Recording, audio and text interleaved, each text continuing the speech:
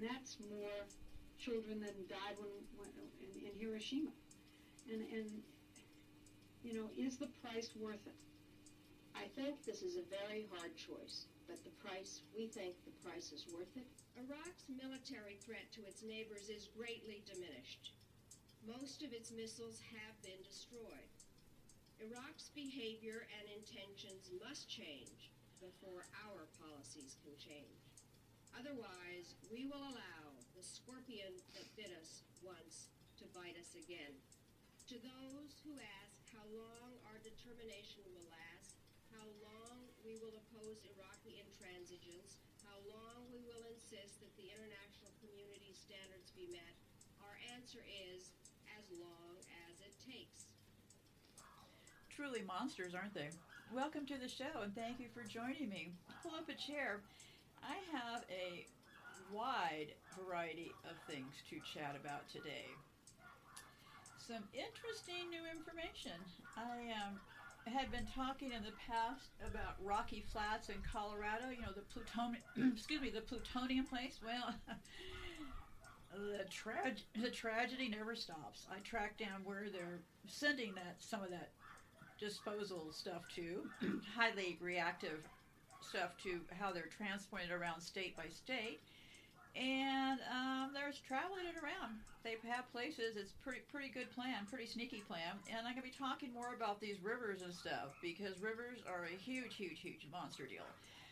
Because there is a lot going on with these different regulations, these rivers, the dams, and all of that. Let me see here, because I tracked down the names of where these disposal places are, which will give you a starting point for how this is all working, because there have been a lot of different different incidents at all of these plants, and so I'll be going through those today. And also I found some interesting things about just a variety of things about how they worship this black square, which is Saturn. And I don't know what I've been doing the last several days. We're pretty not doing very well around here. So what I've been doing is continuing to work, of course, because that's the best way to keep moving, right? And never back down. And so I have this file that has these different elements composed in it. And at the end, I dug up a couple of just fascinating clips about what went on at Rocky Flats. There was an informant at Rocky Flats, supposedly, who tipped off the FBI. That informant's name, his last name was Stone, S-T-O-N-E. My view, likely one of their people, just by his name, his demeanor. And that is the great thing about YouTube, is somebody compiled all of the interviews with this Stone character and how it played out. And you'll see there's a progression in how the script is rolling along, right?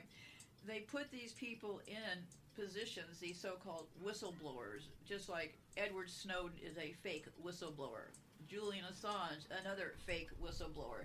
But anyway, listen with interest, because so much was going on at that plant while they were getting massive bonuses and stuff for good behavior. So I don't believe for a second that, I believe that how these things work is they run them out until they can't stop, right? So things got so out of control at Rocky Flats, then they had to stage this thing by claiming that the FBI came raiding in there, right? Because, you know, when it gets too hot in the kitchen, you better come clean with certain things to get the heat off of you, right? So that's why they bring in these people. So anyway, yeah, a lot to go over today. So those two clips will happen at the end, okay? I'll just have those played at the end. So first, I'd like you to watch this clip if you are interested. There's a clip on YouTube called The Poison Squad. Poison, as in Poison Squad. And it's PBS, okay? The Poison Squad is how they trace the history of food manufacturing in the United States and how toxic it all became until they were forced with regulations, all kinds of things, from formaldehyde in our food.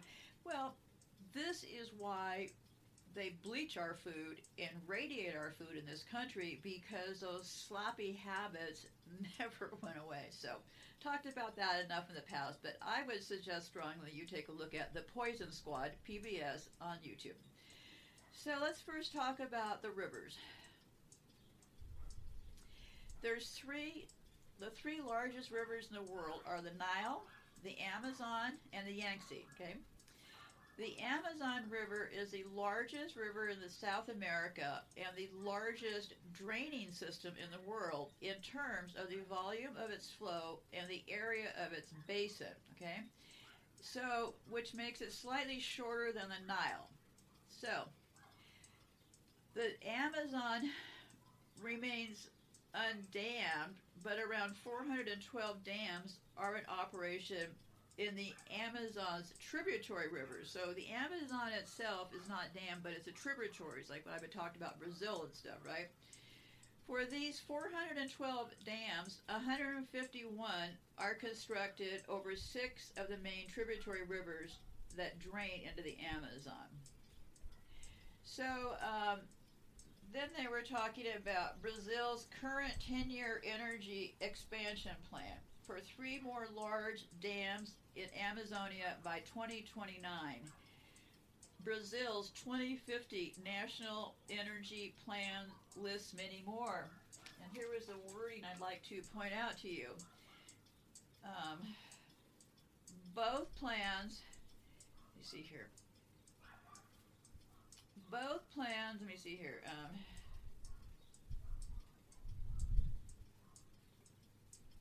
Both plans contain ominous passages explaining that the list of dams could expand if uncertainty is resolved regarding current regulations protecting indigenous peoples and protected areas for biodiversity, okay? So then we know that that's the Amazon, okay? There's several dams on the Nile River. We talked about the Aswan Dam, ASWAN. It's one of the world's largest embankment dams built across the Nile in Aswan, Egypt. So got those dams, right? But the Nile, what I'm trying to point out here is these rivers that are being dammed or have been dammed, like the Three Gorges Dam in China, which is on the Yangtze River, will take out an entire huge swath of the entire population should something happen to one of these dams, right? So the Nile River has been lifeline of Egypt for thousands of years, okay? The Nile River is under assault on 2 fronts. A massive dam, that's the one in Ethiopia I've talked about. The Nile River is also heavily polluted in Egypt by wastewater and rubbish poured directly into it. The Three Gorges Dam, if you'd like to look further, is also a pit of,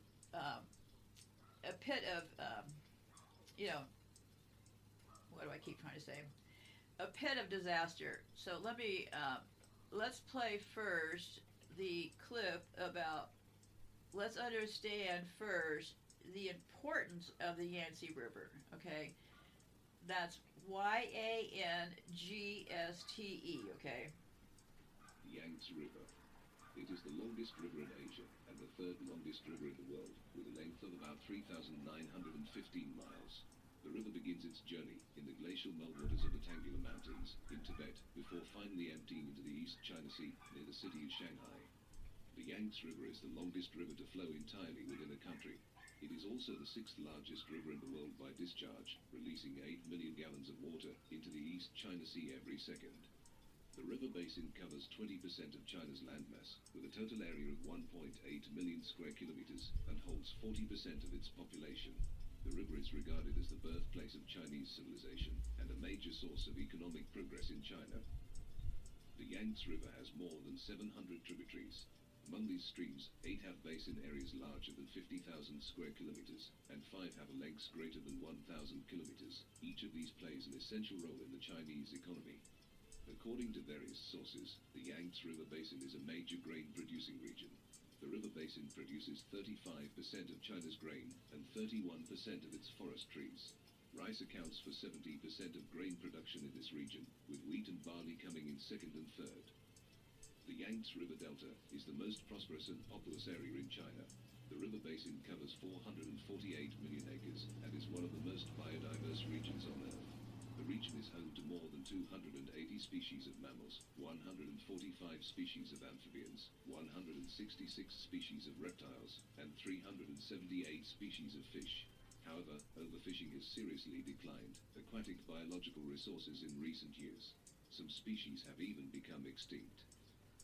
Three Gorges Dam, built across the Yangtze River, is the world's largest hydropower station. This large dam produces more than 100 billion kilowatt-hours of power annually. It sustains the daily needs of approximately 200 million people in major provinces. As China's economy has developed, pollution in the Yangtze River and its lakes has doubled. More than 50,000 dams have been built in the basin since 1950, and more are planned. Dams divert and disrupt the river's natural flows, affecting wildlife and people. During the construction of the Three Gorges Dam, more than 1 billion people had to relocate. The endangered giant panda lives in the bamboo forests of the Upper Yangtze region. Human activity has led to only a little more than 1,800 in the wild. The river is also home to vulnerable Finis porpoise. Only about 1,000 of them exist in the wild. One of the most endangered crocodilian species is the Chinese alligator, which can be found in the lower reaches of the Yangtze River, and it is the only place in the world where these alligators can be spotted. Many factors are affecting the health of the Yangtze River, including climate change, deforestation, and agricultural encroachment. Poor hydrological engineering and construction projects interrupt the natural flow, which has resulted in degraded and destroyed ecosystems. Species have been forced out of their native homes as a result of pollution and overfishing. Thank you for watching the video. For more... Yeah, the Yangtze River is I'm not going to get into any wild speculation because I don't need to, because how much of that population does that river cover and how many of those people would possibly be harmed? So anyhow, that is the Yangtze River. You can also easily find information on your own. I believe this is kind of a contest going on between countries, okay? You can look for things like the list of the tallest dams, and all these kinds of things will come up. Okay, let's have a reminder, okay? Because in the last show I talked about, I think it was Eisenhower said that keep them confused over fusion and fission.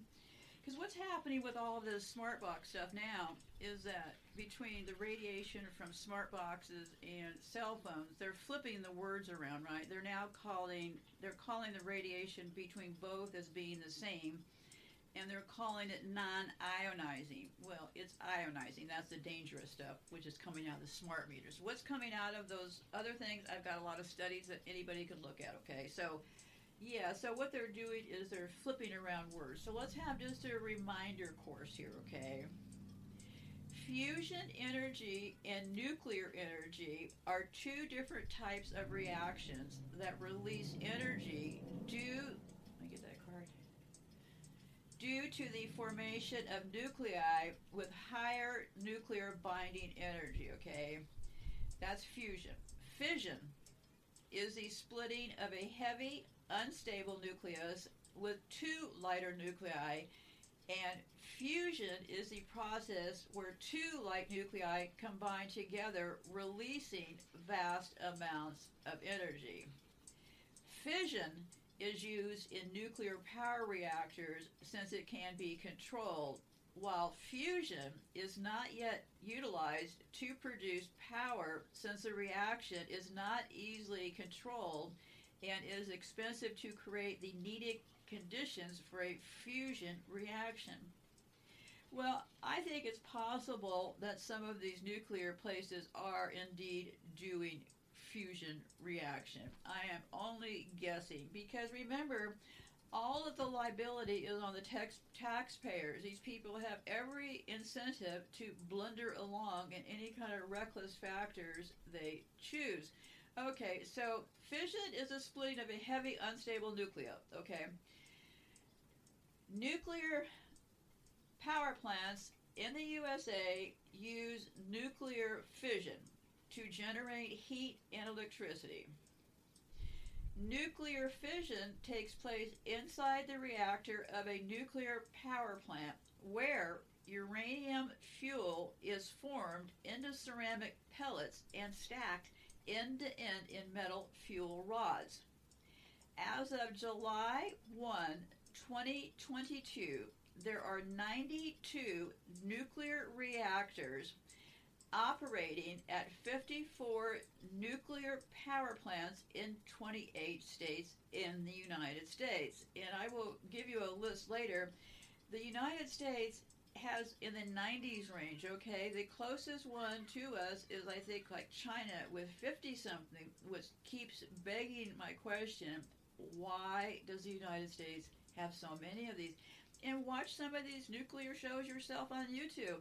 They're going along, and they'll kind of under their breath mention that they can do the energy and the weapons in the same facility. This is not my imagination. And, don't ever be challenged by these words and stuff. You have to just buckle in there and learn them, because frankly, whenever I look at something new, my mind just goes into somersaults, and I think, oh my God, I never went to science school, so what's this all about? But just keep following the logic, okay?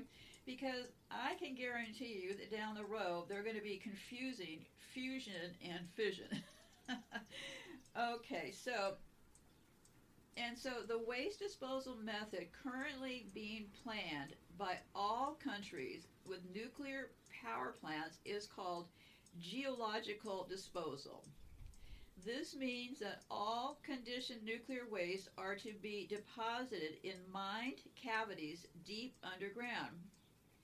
The Department of Energy, or the DOE, is responsible for the eventual disposal and associated transport of all commercial used fuel, which is currently securely stored at 76 reactors or storage places in like 34 states. And we really need to listen to those clips at the end about where they were storing this and still storing this Rocky Mountain stuff, Rocky Flats. That was stored in cardboard boxes. But I don't want to jump ahead here. Okay, so a deep geological repository is a way of storing hazardous or radioactive waste within a stable geological environment, typically 200 to 1,000 miles deep. It entails a combination of waste form, waste package, engineered seals, and geology that is suited to provide a high level of long-term isolation and containment without future maintenance. Some examples of countries that have advanced in their planning is the key word here, for deep geological repositories include Finland, Sweden, Canada, Switzerland, and France. They're planning, okay? Nuclear energy has several benefits. They think it's here's where it gets interesting, okay? Because most of the United States gross domestic product comes from us basically borrowing money, right? The country doesn't any longer make anything, right? This country is a Ponzi scheme, okay? So this is where it starts to play into it too, because it makes our economy look better to have all this nuclear stuff. The nuclear industry supports nearly 500,000 jobs in the U.S. and contributes to an estimated $60 billion to the U.S. gross domestic product each year. So the United States, this is where I found it. Okay, the lights went off in my head on this one. Okay. So, knowing those words, okay, then I figured out that the U.S., I knew that they had one place, okay, because I was looking into this one place, and it's a place called WIPP near Carlsbad, New Mexico, okay. So, I found this I was over hunting around on Yandex.com, and this WIPP caught my attention, near Carlsbad, New Mexico, right? And that supposedly is a deep geological repository here in the United States. So there's two, because the second one is Yucca Mountain in Nevada, where funding and development have been halted since 2010. So bing, bing, bing, bing, bing. So now I have one place that they're admitting to they're dumping this stuff, right? Because how did I find that place? Well, because they're taking things from Rocky Flats. Always follow the trail. Okay, so anyhow, so then I started digging deeper. It's called the Waste Isolation Pilot Plant, okay, or WIPP. It is the world's third deep geological repository licensed to store transuranic radioactive waste for 10,000 years. So I thought, what is transuranic waste? You notice that all these things start with trans, right? Like transforming us, transgenders, all this kind of stuff. So I looked up it's transuranic, which is interesting because we got that Uranus word in here too. It's TRANSURANIC. So we got the word trans, and we got URAN, first part of uranium, right? So, now, remember, they're the ones who've decided that it can be stored for 10,000 years, right? So, evidently, the other plutonium stuff is many more years, okay? So, here's what's basically I think is happening here, okay? They have said, okay, folks, Yucca Mountain is closed.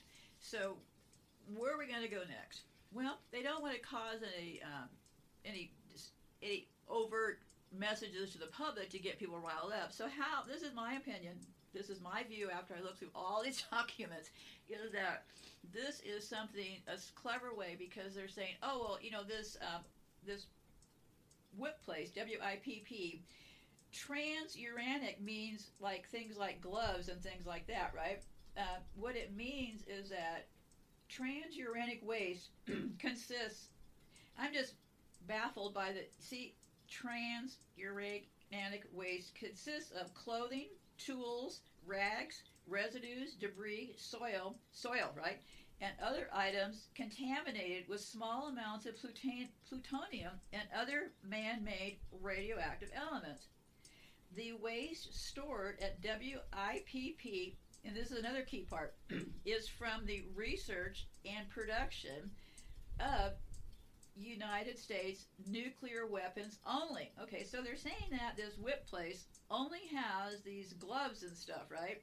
But it's also an authorized place for anybody doing research and production of United States nuclear weapons. Well, I would argue that all of these reactor places are in fact doing nuclear weapons production, so that would kind of narrow this down to mean that, well, anything produced at any nuclear plant in this country would likely qualify to be dumped at this place, right? So, of course, they say that they have all these response teams in place, and that's why it's reasonable to use them. The waste isolation pilot, see, they call them these funny names, pilot program. That makes you think that, oh, it just started last week. No, actually, it started years ago. So, they say that they have numerous capabilities to address any safety and security events. Now, you'll have to listen to that clip about what went on at Rocky Flats, and then you'll have to tell me if you believe any of these statements. Okay, where is this place? WIPP, located near Carlsbad, New Mexico. And I got confused because then I was hunting down this other place, and it was outside of Carlsbad, California. So yes, there is another spot besides this place in Carlsbad, New Mexico, that is outside of Carlsbad, California, that nobody seems to know about. Okay, so located near Carlsbad, New Mexico, WIPP was closed in 2014 after a minor radioactive leak. Those leaks always give them away.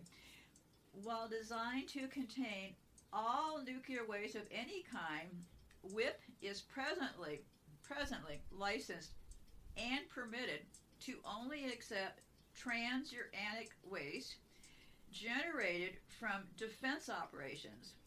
In other words, bomb waste, some of which is pretty hot. So, WIPP is a 2,000 feet below the surface in this salt formation, okay, in the Delaware Basin of southeast New Mexico. This type of massive salt is the best host rock for nuclear waste, chosen as such by the National Academy of Sciences way back in 1957. Politics took over in the 1970s and spent spent fuel and high-level waste was spilled off to go into another repository, one that allows the waste to be retrieved, and Yucca Mountain was chosen in 1987. So, the National Academy of Sciences picked this. So, you trust them? Okay.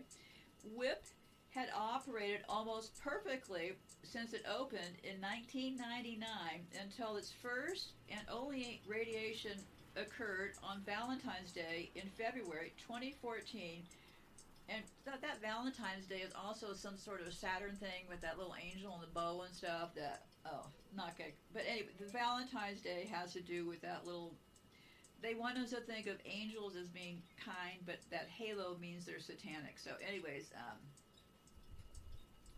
so on Valentine's Day, February 23rd, from a burst drum that had been inappropriately filled at a generator site. So, burst drum, okay. Initial urine and fecal samples from 21 WIPP workers at the surface showed barely detectable amounts. So they always say, oh yeah, we took some samples and everything is fine. Well, cleanup was initiated, a new portion of the ventilation system in place, and many ancillary issues resolved. Even though the leak had nothing to do with WIPP or the salt, an overabundance of caution led to the cleanup taking 3 years and $500 million.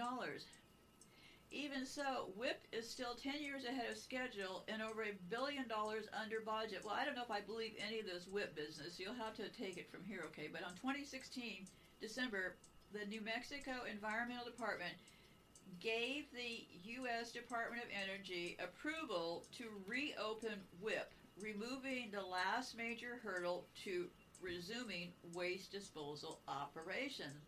So, WIPP is back on, okay? So, thus far, WIPP has disposed of 91,000 meters of transuranic waste in about 170,000 containers, which were 55,000 gallon drums, equivalent to about 450,000 anyways. This is more nuclear waste than was destined for Yucca Mountain, since the majority of our nuclear waste is from bomb making, not from commercial nuclear power. Did you understand that part I just read? The majority of our nuclear waste is from bomb making, not commercial nuclear power. While most of the waste at WIPP contains primarily alpha emitters like PU that do not require significant shielding, some of the waste contains radion cyclones that emit the most penetrating gamma radiation from fission products, okay? Gamma and fission are no bueno, okay? Near midnight on February the 14th, 2014, a waste drum that had recently been disposed burst its top and released about 7 ounces of AM and PU into the WIPP underground. This release was immediately detected by a continuous air monitor, and the WIPP ventilation system automatically switched to filtration mode, rerouting the exist airstream through a set of huge surface mount HEPA filter banks, preventing 99.97% of the radioactive material from getting out of the repository. And if you believe that part, I hope you will contact me about some real estate that I have I'd like to offer you for sale. The tiny amount of radiation that got through the filters and was released into the environment was 1,000,000 times less than EPA levels requiring action and were highly localized. No negative health effects are expected to WIPP workers or the public, as well as no adverse environmental effects. This release was not a failure of the WIPP repository. I have to read both sides, okay? This release was not a failure of the WIPP repository or the Salado salt, but was caused by the site where the waste came from. 30 years ago, separation of the AM business, which means Americum, from old weapons material generated a moderate amount of transuranic waste contaminated with the americium, plutonium, uranium, and minor amounts of other radionuclides. So, when dewatered, what happened was these other things were basically lying around, okay? All of these things, plutonium, uranium, they call them minor, okay? And when dewatered, these hot vaporizer bottoms were poured into a tray, vacuum dried, flash crystallized, rinsed with cold water, and put in bags where they sat for almost 30 years. When these wastes were selected for disposal at WIPP in 2011, the waste still had some nitric acid liquid. Department of Transportation regulations require no free liquid during transport to WIPP. So these wastes were stabilized with neutralizers and sorbents like sodium carbonate, trialthopine, and polyacetate as they were put into drums for packaging and shipment. I hope that reassures you that they have regulations through the Department of Transportation and how these things go on trucks. Sleep well tonight if you're going to hit the road. Okay. I don't know. This is too complicated, but what they found, the reason I'm back to this is I talked about this plant in another show, and I just thought it was a regular nuclear plant, and I thought it was one of the 90 or so nuclear plants around this country. But the plant that had the kitty litter that I talked about was this WIPP plant, and I hadn't connected those dots. So let me connect the dots here for you and remind you. Okay. So there was this blow up at this place, and how I guess I may have talked about it in terms of where it was, but I had no connection in my brain that this was this WIPP disposal place. Okay. So what they did was they needed to bring down the citric acid, was used to bring the pH down if needed, okay? A strong acid such as citric acid should never be added to a strong oxidizer. And they said any chemist would know this. Well, I'm not a chemist, so I didn't know this. And citric acid should never be used with metal nitrate salts at all because when they get hot. Similarly, for acrylates, some decisions regarding these additives are vague and not indicative of decisions by an actual chemist. So what happened was, I don't really know how it happened or if it's important, but it just explains to you the recklessness of this, okay? So the story goes like this. There was this mixture. They found that it could be unstable.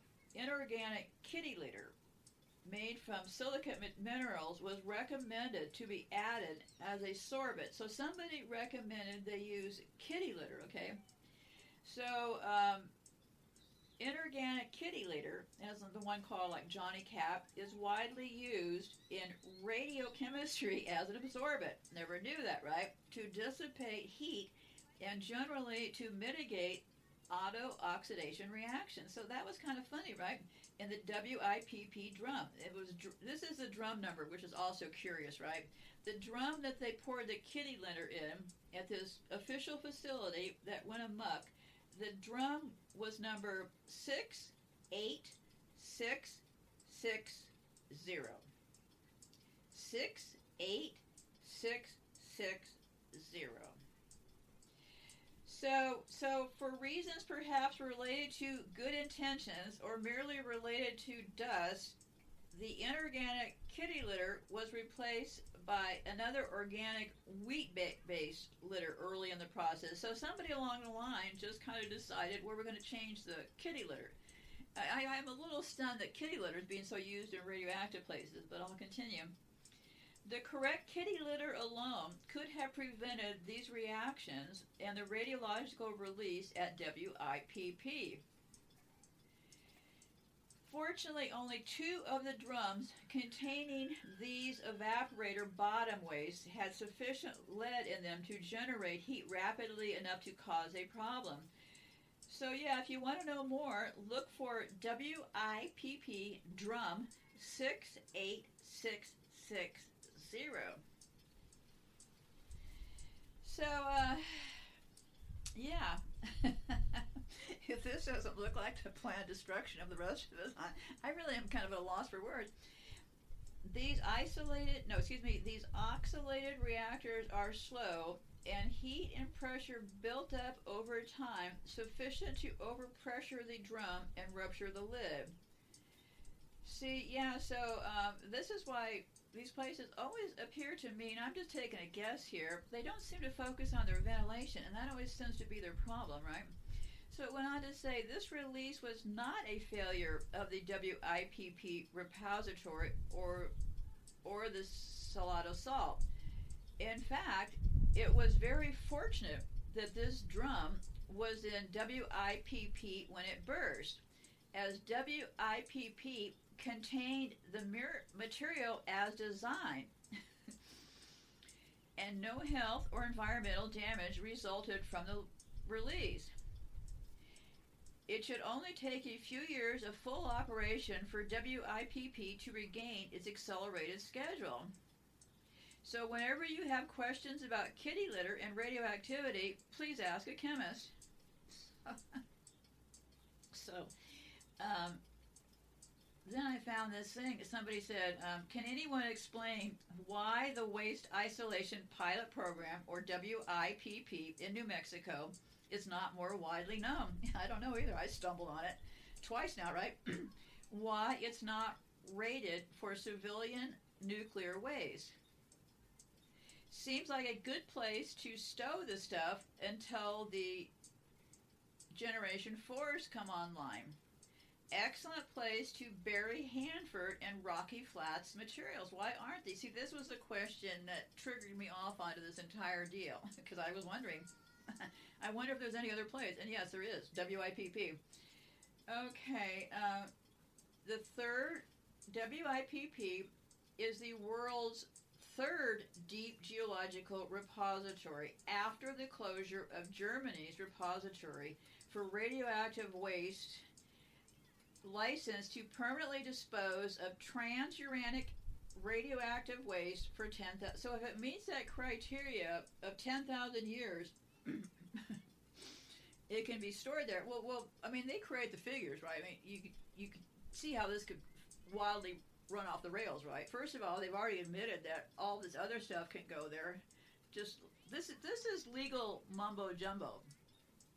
It is located near 26 miles east of Carlsbad, New Mexico, in East Eddy County, in an area known as the Southwest New Mexico Nuclear Corridor, which also includes the National Enrichment Facility near Eunice, New Mexico, the Waste Control Specialist Low-Level Waste Disposal Facility just over the borders near Andrews, Texas, and the International excuse me, as she can barely talk from radiation, and the International Isotopes Facility to be built near Eunice, New Mexico. Okay, heads up, Eunice, New Mexico. They have plans to build the International Isotopes Facility. Doesn't sound good to me, but anyway. For now, this is just something to watch. Yesterday, there was a radiation alarm underground. This is talking about this DOE spokesperson was talking about, okay? Okay, and then these people, there's a couple of sources I'm going to give you in a minute here, okay? And these places always get under funding issues, right? This is somebody else is saying, the news report I've seen state that only low-level waste is stored at WIPP. That isn't true. Although that was the design and the site was limited by law to low-level waste, WIPP is an example of deregulation through defunding. So the New Mexico Environmental Department office at WIPP was closed in 1996 due to a loss of federal funding. It was reopened in 2004 when it came to light that high-level waste from Hanford found its way to the site. So they get caught, right? This is basically how it gets said. So documents obtained by the Albuquerque Journal and reported Tuesday. And this is, let me see. This was from early 2000s, they found it in violation of EPA rules. Well, the whole system is rigged, right? They don't tell us what's on those trains. I doubt they tell people that those dangerous trucks are passing through their communities. So, then this was a report I found from 2022. It said, about 200 shipments of nuclear waste were sent to the Waste Isolation Pilot Plant, WIPP, repository near Carlsbad last year. Now, how they came up with this underground salt deposit to put this stuff in is a mystery to me, okay? So here's where we get tricky, okay? The waste disposal at WIPP, okay, transuranic nuclear waste is also called TRU, okay, and that refers to the clothing materials and equipment that just happen to get irradiated during this process. They ship them.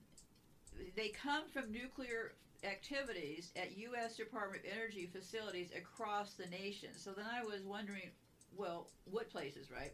What states do these trucks transfer through? True waste is shipped from Los Alamos National Laboratory in northern New Mexico, but also from sites like Idaho National Laboratory in Idaho, or that Savannah River site in North Carolina.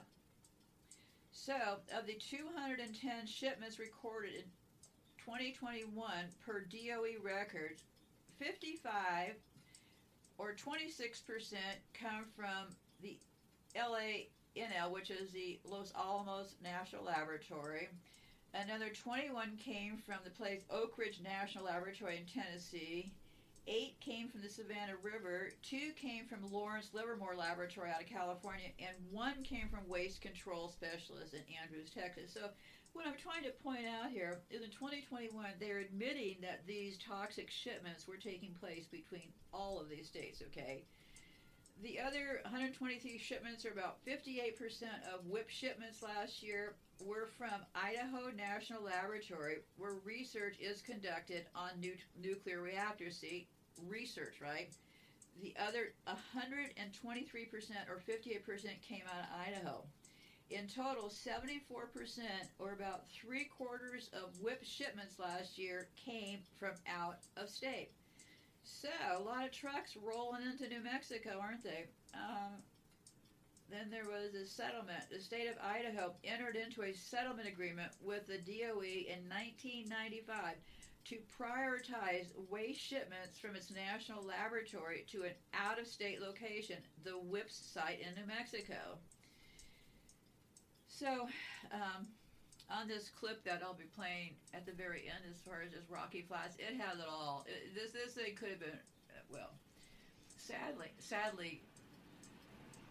a lot of people have been harmed from this, okay? A lot of people have been harmed from all this.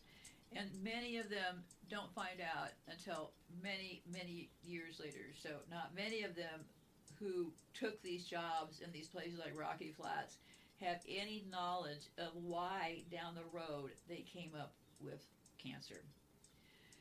So, the Waste Isolation Pilot Plant is an underground facility embedded salt approximately below the surface, Carlsbad, New Mexico. Okay,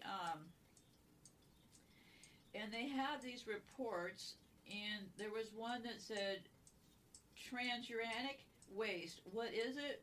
Where it comes from? Where it must go? So I thought, well, that should be something, right? Transuranic waste results chiefly from the production of nuclear weapons from plutonium and enriched uranium. The term transuranic indicates that the waste contains the radionuclides greater than 92. That is greater than that of uranium. So there's really a lot to this. Somebody could produce a mini-series that would go on for 6 months just about these key elements here, okay? And here's where it's key. TRU, which is this transuranic waste, consists of a wide variety of contaminated materials. See, this is where it gets tricky, right? Packed in 55-gallon steel drums and wooden boxes, TRU waste currently is being stored at various sites across the nation. Okay. And this, I was queuing as far as what is the method of transportation of these to get to that place in New Mexico. The U.S. Department of Energy has established an elaborate system for safely transporting transuranic, or TRU, radioactive waste to the Waste Isolation Pilot Plant for permanent disposal or between generator sites. The waste is transported in 4 shipping casks approved for use by the U.S. Nuclear Regulatory Commission. The DOE employs professional trucking firms that offer excellent safety records and years of experience in transporting hazardous materials. WIPP drivers must pass stringent safety and emergency response examinations and maintain good driving records. So, I don't know. It's being transported all over the place. It looks to me. And I gotta find this thing. It's also in California, but I'll run into that here in a minute, okay? Because I already talked about the one disaster they had there as far as February of 2014. So we'll go past this. There's a group I want you to look into, okay? They have a lot of data on their website. You'll find a wealth of information. It is called the Southwest, all one word, Research and Information Center. They've done a lot of reports that I found over there which were interesting. Southwest Research and Information Center, also SRIC, okay? They have a lot of reports because I found one that was interesting, and it said the 2014 incidents raised the question. This was the 2014 incident at this place with the kitty litter, right? Yeah, I got to keep my disasters straight in my head. Yeah, this place, the WIPP place. Okay, this whole disaster was caused by kitty litter. So let that sink into your head. Okay, the 2014 incidents raised the question of whether or not WIPP would be a safe replacement for the Yucca Mountain Nuclear Waste Repository in Nevada as a destination for all waste generated at U.S. commercial nuclear power plants.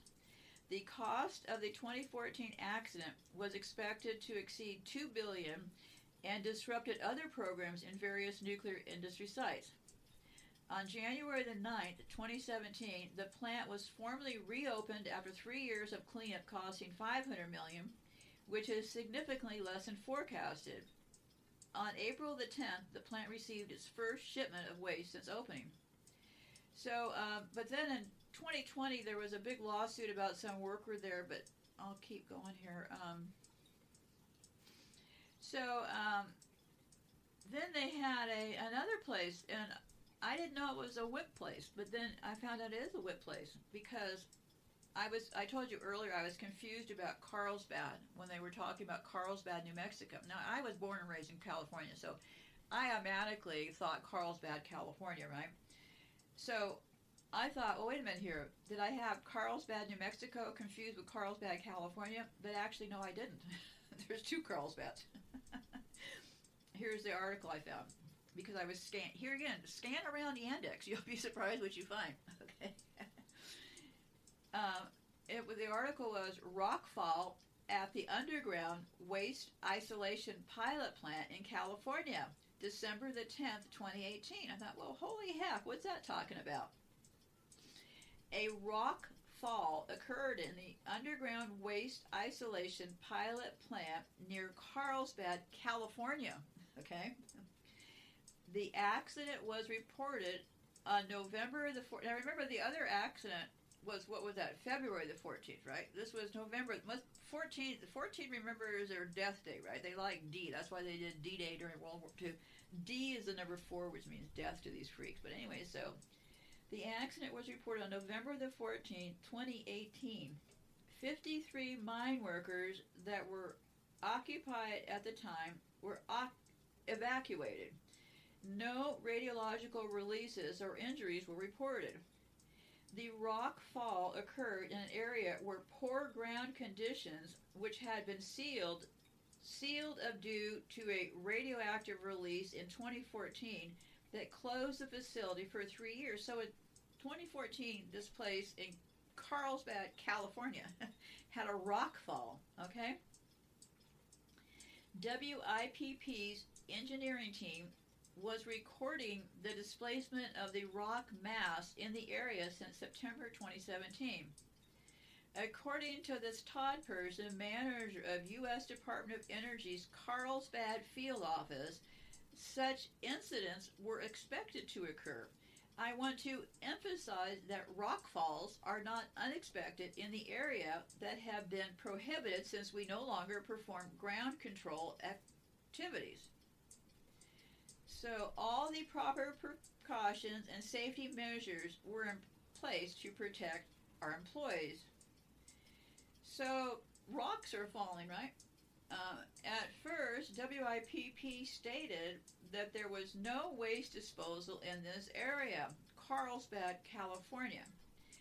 However, about a week later, WIPP spokesman Donovan Mager said that this piece of information was not completely true.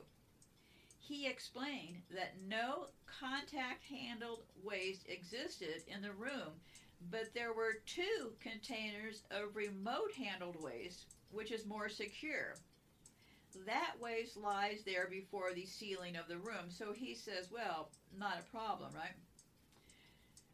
The director of the Nuclear Waste Program, this is another name you want to look for, Nuclear Waste Program, NWP, at the Southwest Research and Information Center, that's SRIC, is worried about the current situation. According to them, it is problematic that 53 workers were inside the facility when a rock fall was expected. Moreover, he criticizes the failure of NWP to inform the public of the waste that exists in the collapsed room. There is a lot of waste in that room, not just in barrels, he says. To say there's no waste is just false. So yeah, meanwhile, state and federal agencies plan to deploy additional air monitors around WIPP and in Carlsbad. Soil samples are being evaluated. But restoring confidence in WIPP may, in the end, prove more difficult than addressing underground contamination. Carlsbad native Rachel Good, a 57-year-old gas station clerk, sounded resigned to the risk posed by having a transuranic waste storage site in the neighborhood.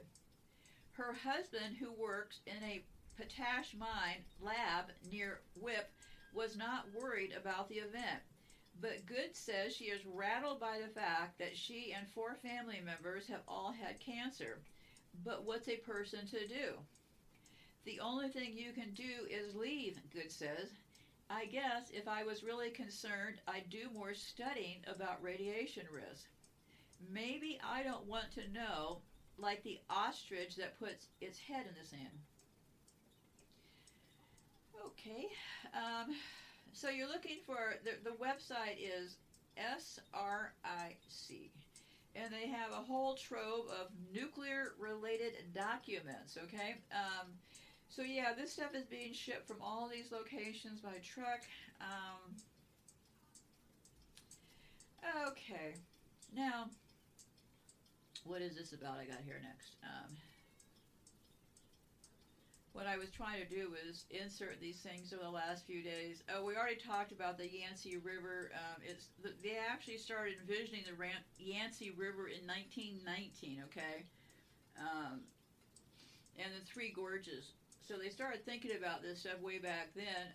Well, it looks to me that Yangtze River would take out a tremendous amount of people and all that kind of stuff. So I would look a lot further and closer into the eugenics going along at the Yangtze River with that Three Gorges. Because remember, along with the Yangtze River and those Three Gorges, they are building these auxiliary dams and stuff all over the place. So, okay, now this got me laughing. Okay, this story. I meant to kind of put it towards the top, but probably good to take a break laughing now. Okay. I was scanning the headlines. Yeah, the headline is Giant wind turbines keep mysteriously falling over. This shouldn't be happening. You know, I'm in the state of Nebraska where they put up a lot of these fake turbines, okay? And, you know, really, if we would just use our logic brains, okay, how exactly did we really think that those turbines along the highway here in Nebraska are generating power that's actually being sent to the power stations here, okay? Because we all know now the power stations are getting their energy from the sky, so... Okay, turbine failures are on the uptick across the world, sometimes with blades falling off or even full turbine collapses. A recent report says production issues may be to blame for the mysterious increase in failures. They're just trying to get the funding to put those turbines up. They don't care what they put up, right, because they're not working. The taller the wind turbine, the harder they fall, and they sure are falling. Wind turbine failures are on the uptick from Oklahoma to Sweden and Colorado to Germany, with all three of the major manufacturers admitting that the race to create bigger turbines has invited manufacturing issues, according to a report from Bloomberg. Turbines are falling for the three largest players in the industry, General Electric, Vestas, and Siemens Gamesa. Why? It takes time to stabilize production and quality on these new products, says the guy from GE. Without industry-wide data chronicling the rise and now fall of turbines, we're relying on industry experts who note the flaws in the wind farming. We're seeing these failures happen in a shorter time frame on the new turbines, Fraser says. The push to produce bigger wind-grabbing turbines has sped production of the growing apparatuses. Bloomberg reports that Siemens has endured quality control issues on a new design. Vestas has seen project delays and quality challenges. And GE has seen an uptick in warranty costs and repairs. All this comes along with uncertain supply chain issues and fluctuating material pricing. With heights stretching taller than 850 feet, blades 350 feet long, and energy generation abilities ratcheting up accordingly, the bigger the turbine, the more energy it can produce. But the bigger the turbine, the more they can go wrong and the farther it falls. And China is building the world's turbine in the middle of the ocean, and it's nearly 70 stories tall. And this was from, recently, okay. New offshore wind projects coming to China were the biggest ones to date, measuring as tall as a 70-story building. The largest private wind turbine manufacturer in China has announced the launch of this thing, the greatest wind turbine on the planet. I think these turbines and stuff, and all of them being bigger and stuff, isn't this kind of along the theory of all these fake space things, right? We're going to get the biggest rocket up into space. When they haven't put any rockets up in space, right? But the sad reality is they are, in fact, putting these things here on Earth, right? Turbines I'm not as concerned about as I am the actual dams and stuff. Turbines seem like modest eugenics destruction compared to dams. And then I was also wandering around, just because a certain group of people, like these QAnon people, start to sound insane, there is a bit of truth in there, right? And there's something here, I'm not sure what, let me read it to you. And this is what they think. What do all previous prophets and messengers have in common? They all come from the Holy Land in Libya. According to the lost 777 books of the earliest original Holy Gospel, the holy people are the Americans. Also, in reference to the lost Q book and 777 books, did you know that the second coming of Jesus has to be born in the United States, making the United States the New Jerusalem? This is why other nations and countries who are transitioning into the quantum are being taken care of first. The rebirth of the New Jerusalem will come from the holy people of the United States. The map is reference of the New Jerusalem. So, yeah, people believe that this is the center of this other thing going on. And here's some things I want to point out, because this is kind of fun, okay? I've talked a lot about their symbols and stuff, right? And what I'm thinking I might do is, figure out a way to possibly put this on the, because I'm going to be talking about these symbols, and then I'll get back to closing with the nuclear reactor stuff. Okay, so let's pause in here for a second. These are loose ends of symbols that I haven't talked about in the past, okay? Because remember, on the show that I did about Saturn, they like that black square. That has to do with Saturn, okay? And it's interesting how they've used this symbolism also for the Muslims, because every religion is really Saturn, right? Okay? So I found this thing. Hundreds of thousands of Muslims gather at Mecca to worship the black square, see? Embedded in one of the cube's walls, there is a black stone that was allegedly brought to Earth by an angel. So every year, 3 million people, Muslims, pilgrim to Mecca each year, encircling the Kaaba 7 times counterclockwise and pointing to the mysterious black stone. See, they think they're celebrating Muslim, but they're really, this is Saturn or Satanism, right?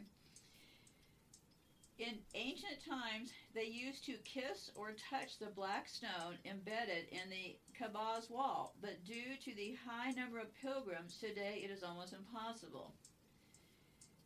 According to modern researchers, the Kaaba's K-A-B-A is precisely aligned with the rising of the star Canopus, the cycles of the moon, and the summer and winter solstices.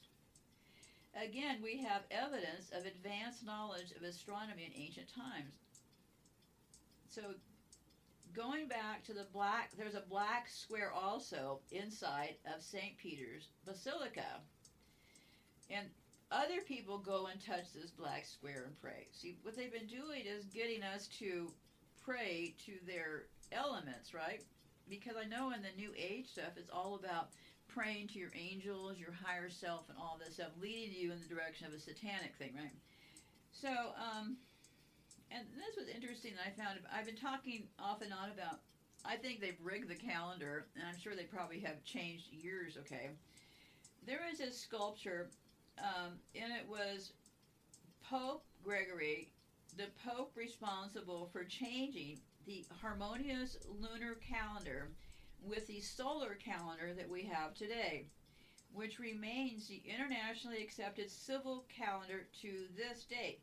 This is the reason why our calendar is known as a Gregorian calendar, though historically speaking it should be known as Marduk's calendar. That's M-A-R-D-U-K. So they said that this person, Pope Gregory, who would be a Roman Catholic person, right?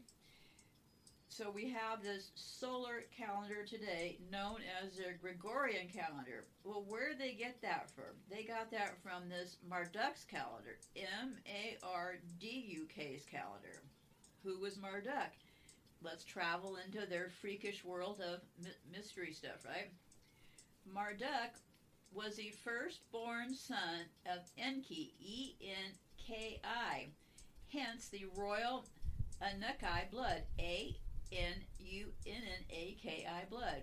He was worshipped in Egypt as Ra, R-A, the sun god. He is the one who changed Egypt's lunar calendar with a disharmonious solar calendar. After long and bloody wars, Marduk eventually became the supreme leader of Earth, dethroning his father Enki, E-N-K-I. Marduk is the central figure of Satanism, and he is known by many names throughout history, including Lucifer, Satan, the devil, and the beast. Interesting proposition, right? So what you're looking for, today's calendar is known as the Gregorian calendar. But they got that from Marduk, Marduk, their sun god, known as Ra, Ra. This is all about the sun, right? And then they want to keep us out of the sun, right, and make us unhealthy. So I was looking through, and I will be thinking about this because it being an extra expense and some more time that I don't know that I have. But when I was looking at, I found some writings over on Yandex about people who have been exploring these messages written in plain sight, right? And there's a lot to this because when you look at the ceilings of some of these churches and things, they have this honeycomb design, okay? And right now, there's an effort to, most of the bees in the world are getting killed up. Does that relate? I don't know. But let me try to explain a little bit about this honeycomb business, just so you can kind of explore a little bit more, okay? So look at these old places, okay? And it's going to be called honeycomb. But there's also all of these reptilian characters, snakes, okay, in all this symbolism. They like these reptiles, okay? And remember, David Icke was always talking about them shape-shifting into reptile faces. So where did all this come from? Let me try to explain some of this, okay?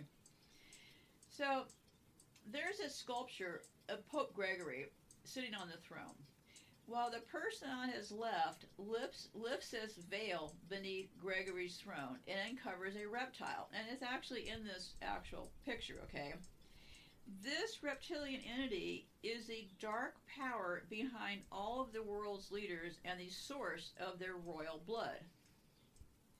So in a lot of these Catholic imagery, you find these snakes and reptiles, right?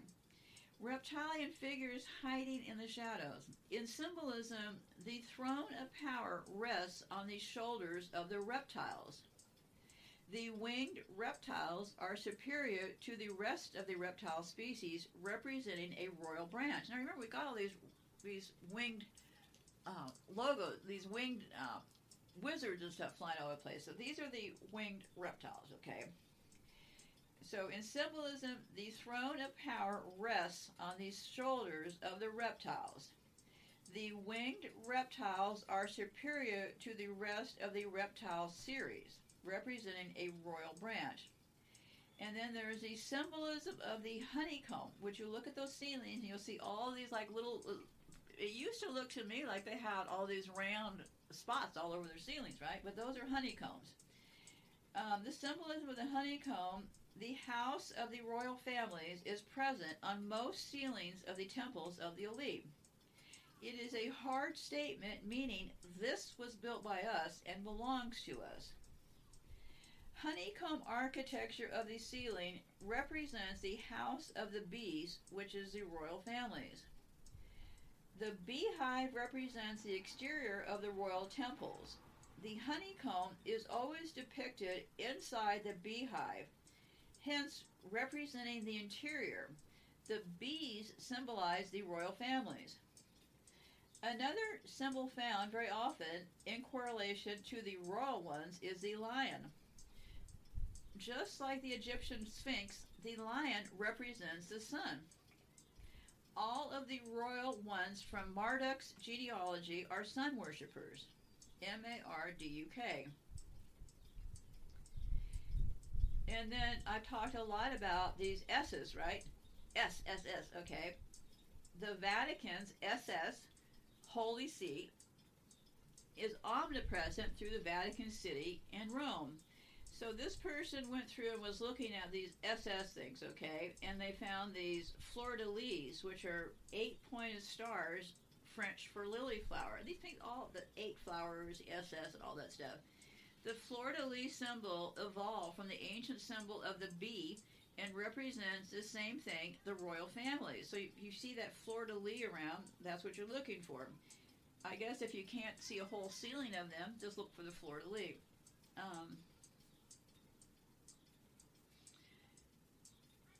It was and still is used extensively by the blue bloods. Notice in the upper left-hand corner a stylized sculpture of the fleur-de-lis. So they're saying this. And I did go looking. These fleur-de-lis are a symbol that I've seen everywhere, but didn't really know why. inside this smaller temple, we find the honeycomb ceiling. So yeah, these honeycombs. And then another thing, I have talked in the past about in the Vatican, there was this place called the Vatican Snake Room. Okay, that refers to Paul VI's audience hall. It's the audience hall located in Vatican City in Italy, which is an indoor space constructed in 1971 that the Pope uses for some public events and ceremonies. The hall is purported by conspiracy theorists to have been built to look like the head of a snake. A central figure of the hall is the sculpture The Resurrection, an extremely large bronze depicting Jesus Christ facing the consequences of a nuclear blast. The room was constructed in 1971 and named after Pope John VI. The Resurrection was added in 1975 and has both been praised and criticized for its modern take on the second coming of Christ. The pontiff often uses the room as an indoor venue for large services where outdoor spaces aren't visible because of bad weather.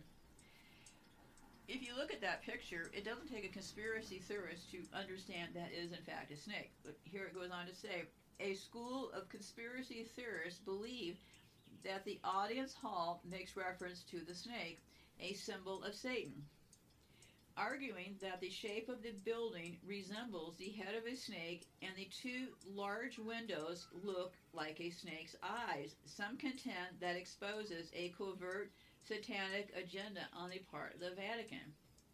Speculation about the meaning of the hall and its resemblance to the snake head have been around for this is not speculation. That is a snake head, okay? And you look at that creepy, the whole thing is just something else. The response of most believers to the sculpture in the hall seems to be negative, with many commentators online describing the entire space as demonic. So yeah, they always put it in front of us. So let me go over this last stuff here. This was the purpose of the event today. Okay, let's take a look at some data here before we close off here. And I'll be playing those clips after all of this. Just so you know, I have fully disclosed what's going on around my house. My blood will be drawn, all this stuff will be taking place. I don't know what their plan is when they start to wipe out complete households of people. It might start to look kind of suspicious in the future, so we'll see. Okay, okay, U.S. nuclear statistics, okay. I just can't get over the fact why in the world, there are 440 nuclear reactors. You notice the 440, right? The United States has 104 of them. France, 58. Japan, 32. Let me see, it's kind of tiny. India, 20. UK, I can't see it very well, so I'm kind of guessing. UK, 18 range. Canada, 16. Germany, 17. Ukraine, 15. China, 14. Yeah, and the U.S. has 104, okay? Sweden, 10. And then the rest of them are single digits. Spain, 8, all the way down to... Why does Iran have 1, okay? The people who have 1 are Slovenia, Netherlands, Armenia. South Africa has 2, Romania has 2, Mexico has 2. You see this chart of who has these things is grossly seems to be kind of slanted towards certain countries, right? So this is the number of nuclear units. China, 55. China has 55, and the U.S. China has 55, U.S. has 56. Japan 33, Russia 37. I'm just scanning through the bigger numbers. South Korea 25, Ukraine 15, United States 92. Why? For a total of 438. So why is that? Why exactly is that? Top 5 nuclear electricity generating countries. The United States comes in first, France, China, Russia, and South Korea. Why are they the tops in this particular thing? So, first what I'm going to do is I'm going to be playing this clip. Let me see here. About the failure risks at the Three Gorges Dam, okay? So I will be playing that right now because we need to understand, because this is going to encompass 40% of China, okay? And I really like this channel. They're called China Observers because I have to get my news from somewhere, and they seem to have a pretty decent handle on things. But okay, so let's take a look at, this is about a 12-minute clip. It's called Second Largest Hydropower Station May Lead Collapse Risk to the Three Gorges Dams. Okay, so let's take a look. Capacity of 16 gigawatt, ranking second in the world after the Three Gorges hydropower station was 22.5 gigawatt. CCP's top leader Xi Jinping sent a congratulatory letter for the occasion. Premier Li Keqiang also gave his approval. Han Zheng, vice premier and member of the standing committee, attended the opening ceremony and announced the official operation start of the station. From this, it is clear that the project is of great importance to the Beijing authorities. On September 16, 2005, the world's largest hydropower plant, the Three Gorges Dam, was put into operation with only then Vice Premier Deng Peiyan in attendance, while then top leaders Hu Jintao and Wen Jiabao didn't do anything. According to mainland media reports, Baihetan hydropower plant is located on the mainstream of Jinsha River at the junction of Qiaojia County in Yunnan Province and Ninnan County in Sichuan Province, with a total investment of about 34 billion USD, which is 2.5 billion more than the Three Gorges project. The Baihetan project is the largest and most technically challenging hydropower project in the world. It consists of a dam, flood discharge and energy dissipation facilities, water diversion, power generation systems, and more. The normal storage level of the reservoir is 825 meters, with a total storage capacity of 20.6 billion cubic meters. The dam is a concrete double curvature arc dam with an arc length of 209 meters, an elevation of 834 meters, and a maximum height of 289 meters. Mainland media reported that the plant is a very large hydropower project that was approved and started construction after the 18th National Congress in 2012. The main body was fully constructed by August 2017 and started being filled with water in April 2021, finishing in May 2021. The first two units were officially put into operation on June 28th, less than a month after the completion of the filling. The speed is simply astounding. Of course, the political implications of this is also very obvious, since July 1st is the 100th anniversary of the founding of the Chinese Communist Party. So this is yet another project dedicated to the celebrations, just like Sag Plaza in Shenzhen.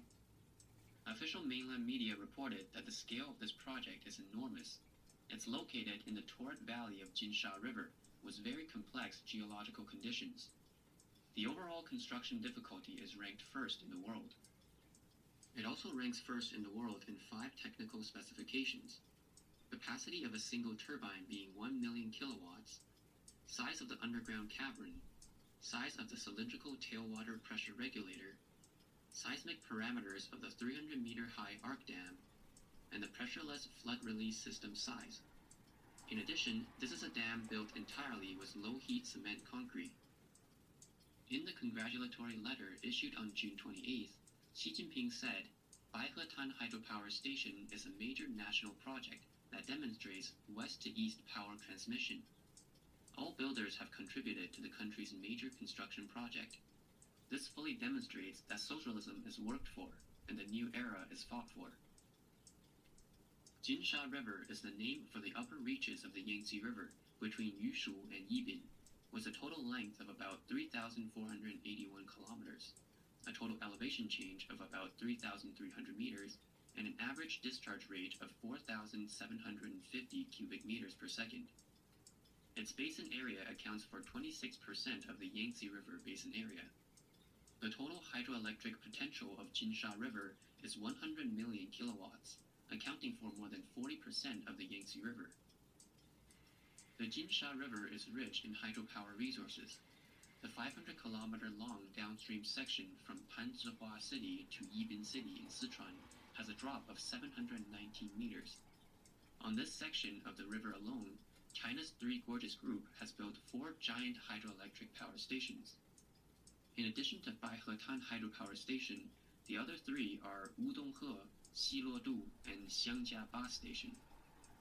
The total installed capacity of the 4 power stations reached 46 gigawatt, accounting for half of the total installed capacity on the Jinsha River Hydropower Development Plan.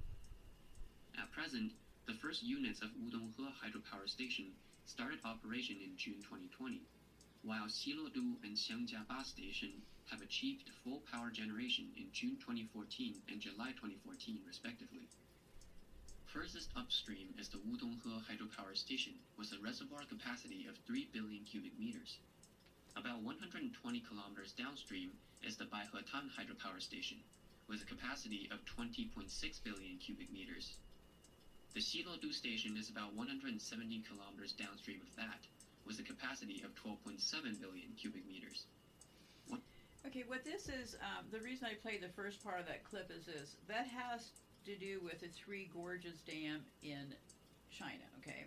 Three Gorges Dam has a lot of issues with cracking and different things like that. So I would encourage you, because when you look at something like the Three Gorges Dam, you can't just look at just that, because what they do is they have all of these other projects going on at the same time. So these other, they're just now putting in the second largest one after the Three Gorges Dam, okay? And what that's going to do is, well, I don't want to start predicting things, but it's not going to be good, okay? And let me see here. I'm going to play this other clip, and then this is, let me see here. This person did a scorecard of what happened at Rocky Flats, okay? And maybe I'm not going to play it now because, yeah, I'll just have these 2 clips play afterwards. The first clip you're going to hear is going to be called Rocky Flats Whistleblower. And somebody did a brilliant thing of putting together all of these whistleblower TV interviews. So as this was unfolding, there was this person called James Stone, okay? James Stone, you know, whistleblowers, I've already talked about this. Anyway, so what you'll find interesting is in each news segment you'll hear, James Stone keeps going on about this story about what is going on out at Rocky Flats. I think it just got out of control and they had to do something about it. The other story is a pretty good one, and that one is about somebody did a scorecard about Rocky Flats, about how they scored on different things. So they're 2 of the best things that I have found that thoroughly explain what went on out at Rocky Flats. So, and remember, Rocky Flats was their first thing at this plutonium deal. So I am going to close for now. I doubt that I'll be back. What you'll probably hear next are the next 2 clips. So be safe out there. Goodbye for now, and I will hopefully chat with you very soon. Remember, kindness rules the day, and if you want to make your decisions, what's your plan? You planning on backing down, or anybody going to stand up to these monsters? They think they're so clever blasting us, right? But does any of this make any sense? I mean, really, come on. They're destroying our DNA. This is the final chapter of this game board. Their idea is to move forward, destroy our DNA. And you know what? I am sorry it's happened to my household because it has impacted more than just me. But I gotta tell you, just don't back down, okay? Or just pick your own path and just stick on it. Get out there and goodbye for now. Rocky Mountain High, 1972, John Denver, welcome back. Boy, this is something else, just simply something else. I was, there was a time that I was looking into moving to Colorado from Nebraska. Boy, I'm glad that never happened. I was confused for a second here because I ran across this place because I've been talking about Rocky Flats. Then I ran across this place called the Rocky Mountain Arsenal, which makes me kind of surprised that anybody in Denver is actually alive. So let's play this quick clip about Colorado Falls lawsuit over Rocky Mountain Arsenal contamination. This arsenal is different than Rocky Flats, and in a minute I'll be talking about where Rocky Flats got their plutonium. They got their plutonium from Washington State. I wish I was making it up. I wish I'd been a fiction writer. Okay, let's play this clip so you can get a clue for, because I think in these smart meters they're also releasing other chemicals. Okay, so let's take a listen here. Colorado is suing the U.S. government over who should control the contaminated areas that remain at the Rocky Mountain Arsenal. CBS 4 investigator Rick Sounder has reported on the arsenal now for years. Joins us now live from that area north of I-70 in Quebec tonight. Rick? Karen, they ceased production here in the early 1980s. The cleanup was completed some 7 years ago, but the state says there's still a potential threat unless it gets proper control. For decades, it was a place where death was manufactured. Chemical weapons by the Army, pesticides by Shell Oil. Many of the toxic compounds remain. It was referred to, I believe, at one time as one of the most contaminated pieces of property on the planet. Doug Knapp manages the hazardous waste program for the State Health Department, now suing the Army, U.S. Fish and Wildlife Service, and Shell. Its suit claims an area called Basin F still poses a potential threat. All of these constitute threats to human health and environment, it reads. He says the state needs proper management of the site. But we don't have control on that, and we therefore can't ensure for protection of human health and environment. Much of the hazardous waste remains in landfills or contained under covers. We went to a housing subdivision right across the street and found some people unaware of their neighbor. Do you know what the Rocky Mountain Arsenal was? I don't. It's right across the street from you. Yeah, I know, but I have no idea. Do you know they made chemical weapons there? I don't know. Did not know that when you bought here? No. Doesn't bother you now? No. The state says even though groundwater remains contaminated, it is treated. We don't believe that represents any threat to them. Members of the Site Advisory Board told us today that there are tons of contaminated elements here, and it says there are hot spots in the soil on top as well. The head of the Army program says it is all safe, and they're proud of their cleanup work. Boy, oh boy. Now that was Rocky Mountain Arsenal, run by the U.S. Army. Okay, so let's keep these places straight. Okay, now this segment, the other place, the Rocky Flats, is located in a place called Arvada, A-R-V-A-D-A, Colorado, and Arvada has just all kinds of new construction going on there. Rocky Mountain Arsenal, chemical weapons manufacturer located in the Denver metropolitan area in Commerce City, Colorado. The site was completed in December 1942, operated by the U.S. Army throughout the later 20th century, and was controversial among local residents until its closure in 1992. Much of the site is now protected as the Rocky Mountain Arsenal National Wildlife Refuge. So they didn't change the name too much in this case. What they do, like over at Rocky Flats, next to this Arvada place, they put in like a natural preserve. Feel sorry for those animals there, but anyway, so I'm just kind of surprised they didn't change the name. It's Rocky Mountain Arsenal National Wildlife Refuge.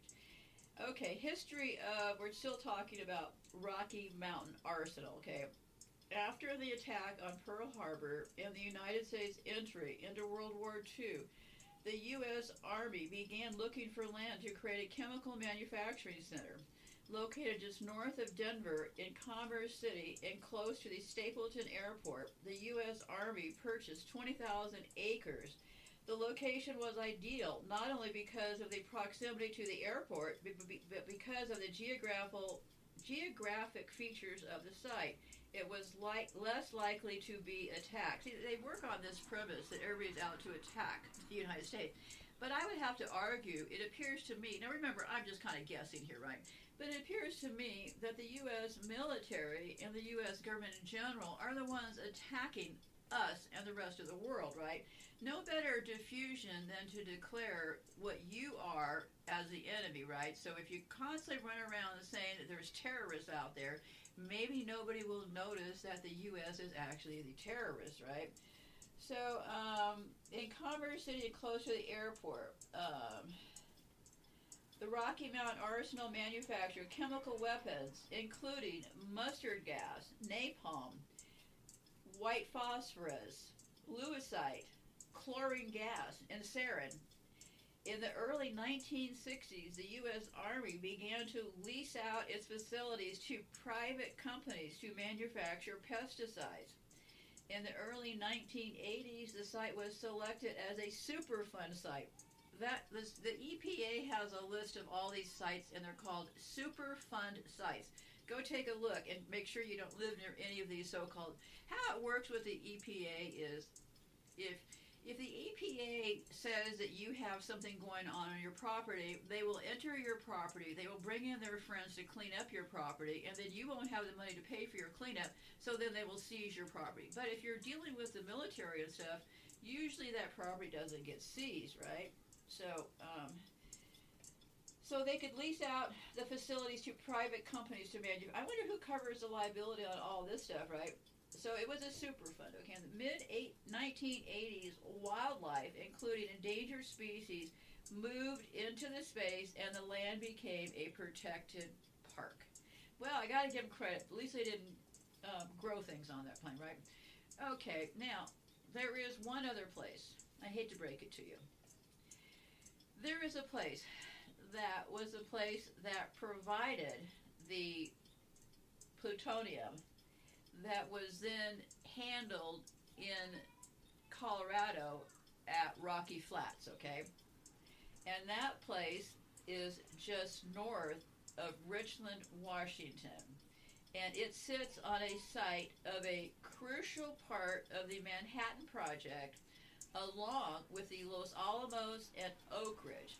The Hanford Nuclear Facility is one of 3 top-secret locations performing a distinct function, working on designing nuclear weapons. Okay, so we have this place called the Hanford site. It's located in Washington State, okay? And it's the plutonium finishing plant, also known as Z, as in the letter Z, as in zebra plant, was part of the Hanford Site Nuclear Research Complex in Washington, USA. The process to demolish and dispose of the plutonium finishing plant complex, which at its peak numbered some 60 buildings, of course 60, right, began more than 20 years ago. Around every corner I'm finding in this country is some horror, right, hidden. Okay. The plant was the last stop of plutonium production. So, Hanford Plutonium made buttons, okay? They made these buttons that were shipped to other sites in the nation for weapon fabrication during the Cold War. Hanford's shuttered plutonium finishing plant has not produced its titular plutonium buttons since it was closed in 1989. But crews just finished the main demolition, okay? How did I find out about Hanford? Well, because I'm a very nosy person, and I was cruising around over on Yandex, and I thought, what is this nuclear accident story I'm seeing here? And it was a article from 2017 called A Predictable Nuclear Accident at Hanford.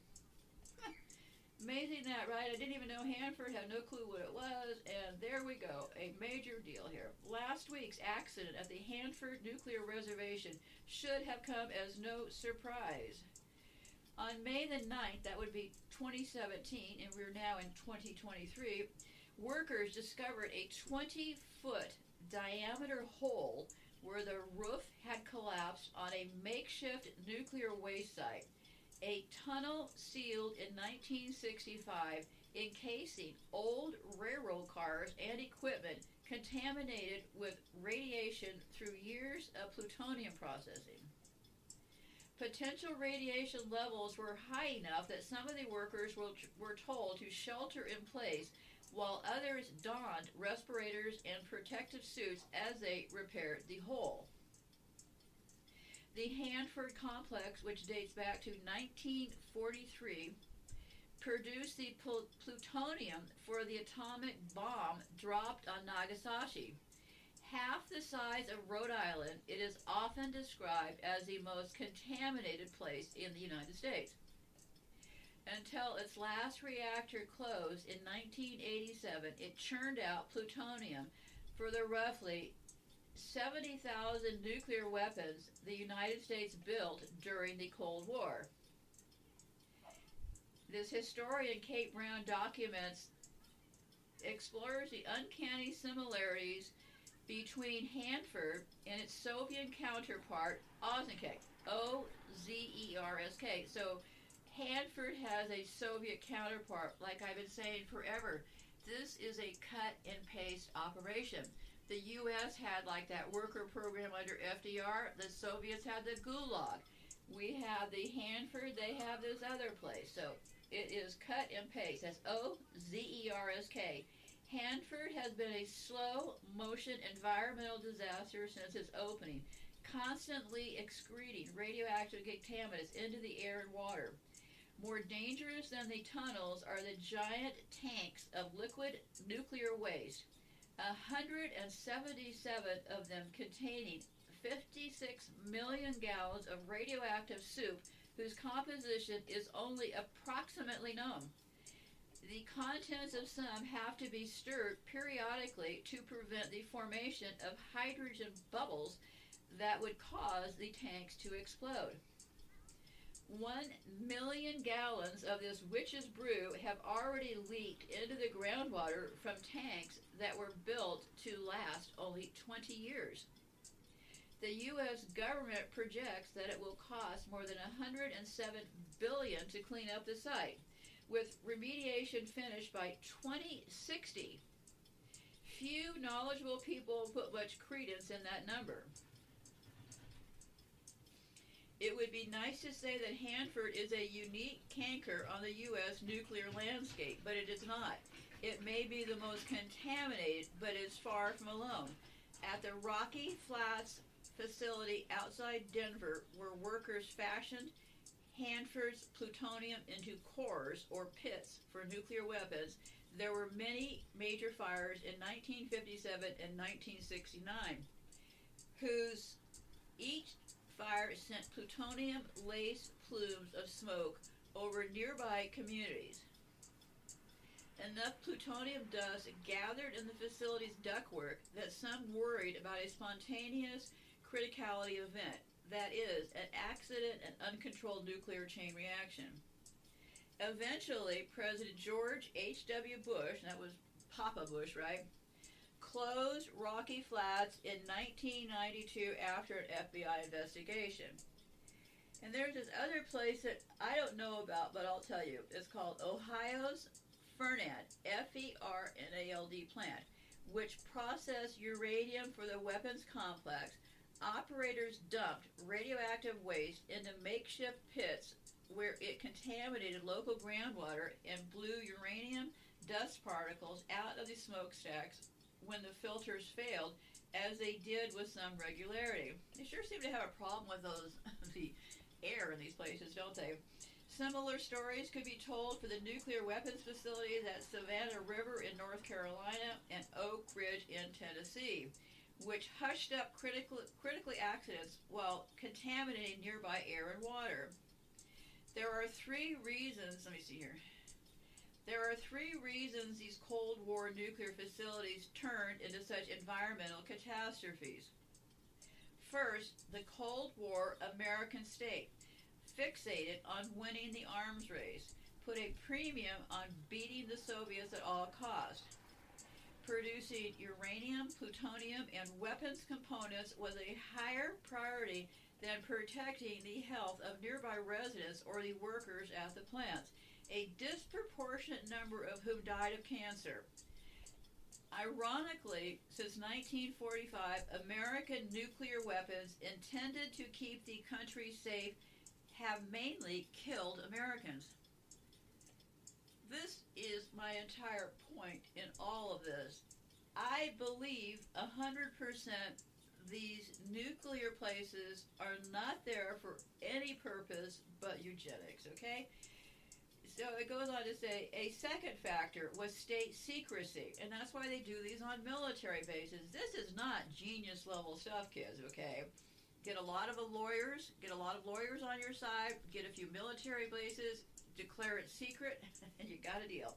As leading Cold War public intellectuals such as Daniel Moynihan and this other person argue, abuse thrives in the dark, and Cold War secrecy provided much cover of darkness to places like Hanford.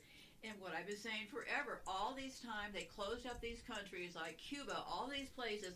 What was going on there? Why did they close these countries up for all of those years and isolate all of those populations? As a matter of fact, another group of people that seem to have gotten lost in all of this, if you remember, I was talking about they had a big deal going on in Galveston, Texas around 1909.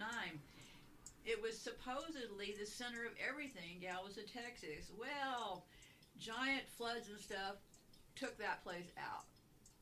Where did those people from Galveston go? Where did they come from? Because they were bringing in boatloads of people through Louisiana. A lot of those people ended up in Haiti and Galveston. Lots of missing people in this picture here, right? So, everything is a secret. So, secrecy. Okay. For decades, the government officials and the contractors that ran the plants were able to deflect civilian regulators, nosy journalists, local citizens, even congressmen, by hiding the skirts of national security. Officials defined vital nuclear secrets expansively to include not just the design and deployment details of weapons, but also the secret harms inflicted on Americans through their productions. Anyone who revealed the extent of contamination risked losing his clearance or being incarcerated. Because you have to have a security clearance to work in these places, okay, right? The harms concealed at production facilities were mostly caused by accidents and bureaucratically ingrained negligence, but they were sometimes deliberate, as in the now infamous 1949 Green Run, when Hanford deliberately released a substantial invisible cloud of radioactive iodine and xenon, Xenon, to see how it would disperse. Finally, we would not underestimate how novel and complex nuclear technology was in the early decades. Finally, we should not underestimate how novel and complex nuclear technology was in the early decades of the Cold War. Physicists, engineers, and technicians were still learning how the technology worked, how esoteric radioactive chemicals behaved in a range of conditions, and how toxic waste products were absorbed into the environment. As in any endeavor, you learn by making mistakes. Unfortunately, these mistakes left a legacy of contaminated Cold War production sites around the country that are beginning to look like a permanent archaeoplag of national sacrifice zones. Did you hear me? Sacrifice zones. That's what wars are. Wars are also sacrifice zones. So are these nuclear areas also sacrifice zones? Will Hanford ever be cleaned up? Was the title of a 2013 Seattle Times article noting how little progress had been made after spending $36 billion on cleaning the site. I believe, and I wasn't there, neither were you, but I believe most of this money typically gets stolen.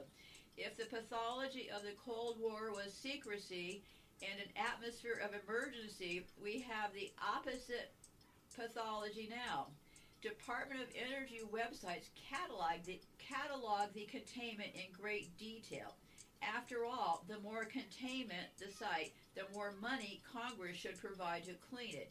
And official timelines for cleanup stretch intermittently beyond the lifetimes of many living Americans.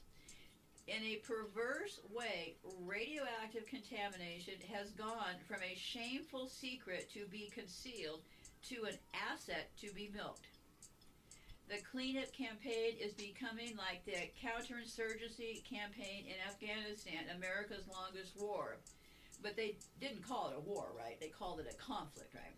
They haven't called it a war since World War II. The rest are just kind of like conflicts. You know, to keep those, the whole theory is to fight them over there so we don't have to fight them over here. Why? Because they're too busy killing us over here. It takes place on the periphery of American public vision. It greatly enriches contractors, and there is always light at the end of the tunnel.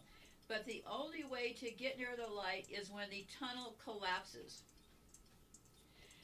Okay, yeah, I think that person shares my views, now don't you? This is a eugenics program. And I found this article about Columbus that I had in here that I'll read. The only thing Columbus discovered was that he was lost. Christopher Columbus, the first American terrorist.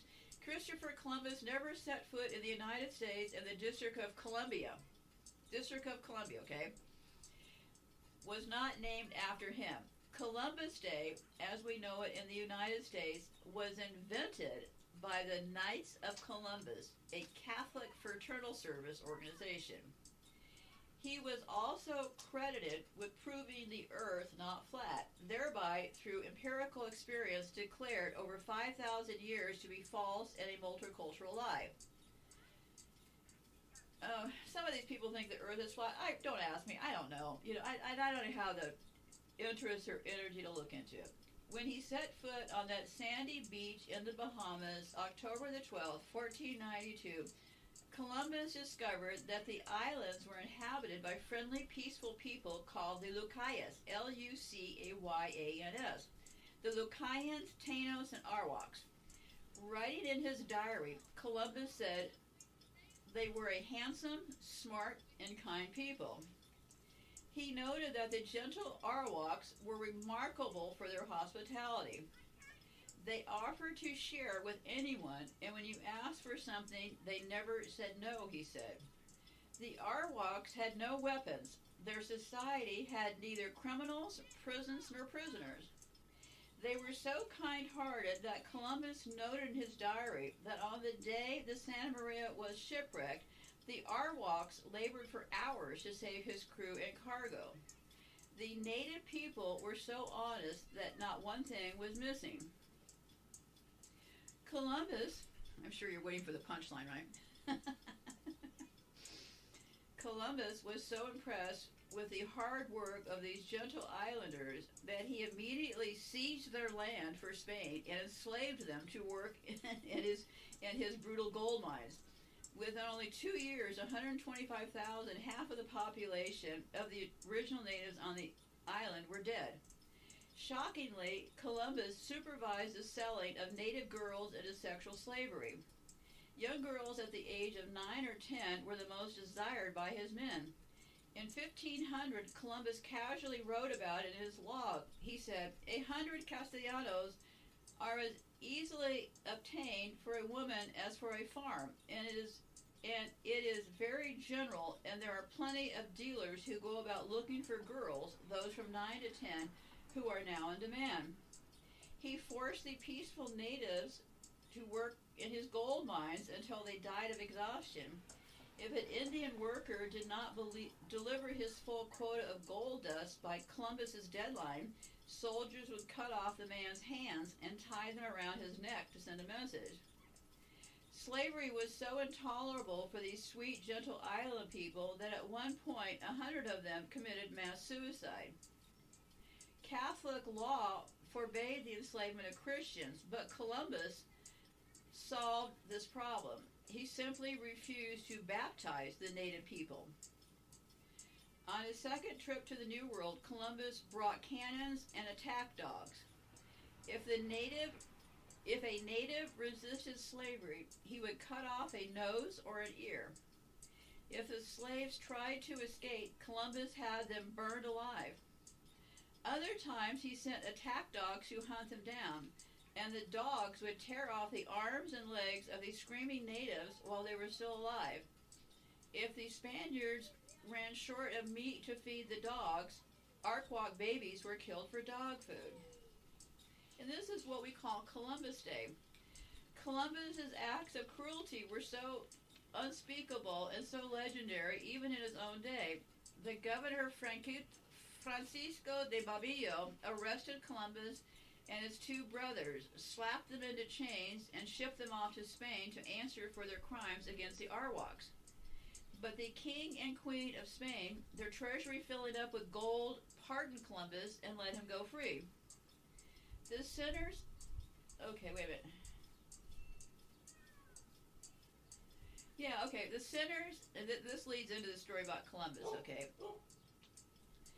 The centers of all three branches of the federal government of the U.S. are in the district, including the Congress, and the Supreme Court in Washington is home to many national monuments and museums, which are primarily situated in or around the National Mall. Where is this going? That Columbus also proved the earth round is another program mean in the minds of the masses. See, some people think that it's a flat earth. Like I said, I'm not going to go there. Let's continue on with this Columbus stuff, okay? Because we call Washington, D.C. District of Columbia, right? The District of Columbia receives three electoral votes in presidential elections. Yeah, I don't know. Why is it District of Columbia? What is this with this Columbus person? I don't know. But here's some stuff. I wish he would stop. Congress passed the Organic Act of 1871, which repealed the individual charters of the cities of Washington and Georgetown and created a new territorial government for the whole District of Columbia. And it said all roads still lead to Rome. The land known today as the District of Columbia bore the name Rome in 1663 property records, and the branch of the Potomac River that burdened Rome on the south was called Tiber, T-I-B-E-R. Hold on one second. Mark? Oh, I can't sit in here screaming at him. Okay. Maryland was the name of the city before the land was donated by Jesuit John Carroll. And this Carroll family, C-A-R-R-O-L-L, the wealthiest man in the U.S. colonies at the time, who also founded Georgetown University 1 year before Washington, D.C. was created. Georgetown is supposedly a Jesuit thing, but these people, you know, I also thought they were Jews for a long time, but they're really Romans, okay? And then it went on to say, it is well known that the city of Rome was built on 7 hills or mountains, and Washington, D.C. does as well. They are Capitol Hill, Meridian Hill, Floral Hills, Forest Hills, Hillbrook, Hillcrest, and Knox Hill. And then there are some biblical things in all this. This is for sure the end chapter, okay? In biblical prophecy, at the end of which the city of 7 hills will be destroyed, will this city be Rome or Washington? At the end of which the city of 7 hills, but Washington has 7 hills, Rome has 7 hills. The White House is named after the apostle of Maryland Jesuit, Andrew White, who helped found St. Mary's, Maryland, and returned to England to die in his later years. The Jesuits founded Canada at around the same time as White was establishing Maryland. President Jefferson Davis, the only Confederate president, as the first to call the building the White House. So it wasn't called the White House all along. Interestingly, it was General Davis. Oh, wait a second here. They have all these things. Let me unpack this here. There was this person called General Davis, okay? And this person accepted financial support from Pope Pius IX that greatly assisted the Southern Confederate against Abraham Lincoln's Union soldiers. The word soldier comes from sold to die. That's why they are also issued dog tags. These soldiers are issued dog tags. That's interesting, right? Sold, S-O-L-D, to die, D-I-E. Okay, the name White House, however, was not officially until President Theodore Roosevelt had it engraved on his stationery in 1901. Prior to that, the building was known variously as the President's Palace, the President's House, and the Executive Mansion. So, yeah, pretty interesting about the Columbia business, right? So, there was this, they do these comparisons, which actually, it's kind of hard to deny the reality, right? Because Abraham Lincoln was elected to Congress in 1846. John F. Kennedy was elected to Congress in 1946, 100 years later. Abraham Lincoln was elected as president in 1860. John F. Kennedy was elected as president in 1960. Lincoln had a secretary named Kennedy. Kennedy had a secretary named Lincoln. Lincoln's secretary told him not to go to the theater. Kennedy's secretary told him not to go to the theater. I don't know what that had to do with anything. I think Kennedy got killed in a car, supposedly. Andrew Johnson, who succeeded Lincoln, was born in 1808. Lyndon Johnson, who succeeded Kennedy, was born in 1908. John Wilkes Booth, who assassinated Lincoln, was born in 1839. Lee Harvey Oswald, who assassinated Kennedy, was born in 1939. Are you starting to see all the staging that has gone on there? This was a script they wrote, and these people are freaks for this numerology. And I believe a portion of it, okay? Because there's a lot about this numerology that seems to hit home with me, right? Because all this work I'm doing about these psychopaths, my data, all this stuff just kind of fits in. I believe I've encountered these people in many, many other lifetimes. Okay, Lincoln was shot at the theater named Ford. Kennedy was shot in a car named Lincoln, made by the car company Ford. A week before Lincoln was shot, he was in Monroe, Maryland. A week before Kennedy was shot, he was with Marilyn Monroe. Okay, and there's something about this Jesuit business, okay? The Jesuits considered Washington, D.C. as the new Jerusalem, or their new birthing of a new world order. That is why the two states adjacent to Washington, D.C. are named Virginia, Virgin, and Maryland, or the Virgin Mary. Two states next to Washington are called Virginia and Mary, or Virgin Mary. This is just mainly some weirdo things that I made notes of. In the War of 1812, the British torched and burned to the ground the White House, but it wasn't called the White House then, right? And all U.S. government buildings, destroying ratification records of the U.S. Constitution. Now, isn't that funny how they just would have burned all that stuff up in the War of 1812, so they destroyed all the original records of the U.S. Constitution. Nothing suspicious about that, I'm sure. Directly after the U.S. War of Independence in 1812, the founders of the new country chose the exact same colors as the hated and defeated British, who they had just fought to the death, where Ben Franklin challenged his fellow patriots to hang together or hang separately. Why would you choose the exact same colors for your new country as the country you just fought to the death? Does this make any sense to anyone? Also, the U.S. flag that Betsy Ross did not design is nearly the exact same flag design as the infamous East Indian Tea Company, who were owned by the hated British. According to American history, this was the event that set off the American Revolution. It is no coincidence that many other countries' flags are also red, white, and blue, like China, Russia, French, and all of them, which I've already talked about all this. They're all in it together. Red is the color of Saturn. The USA is a crown colony.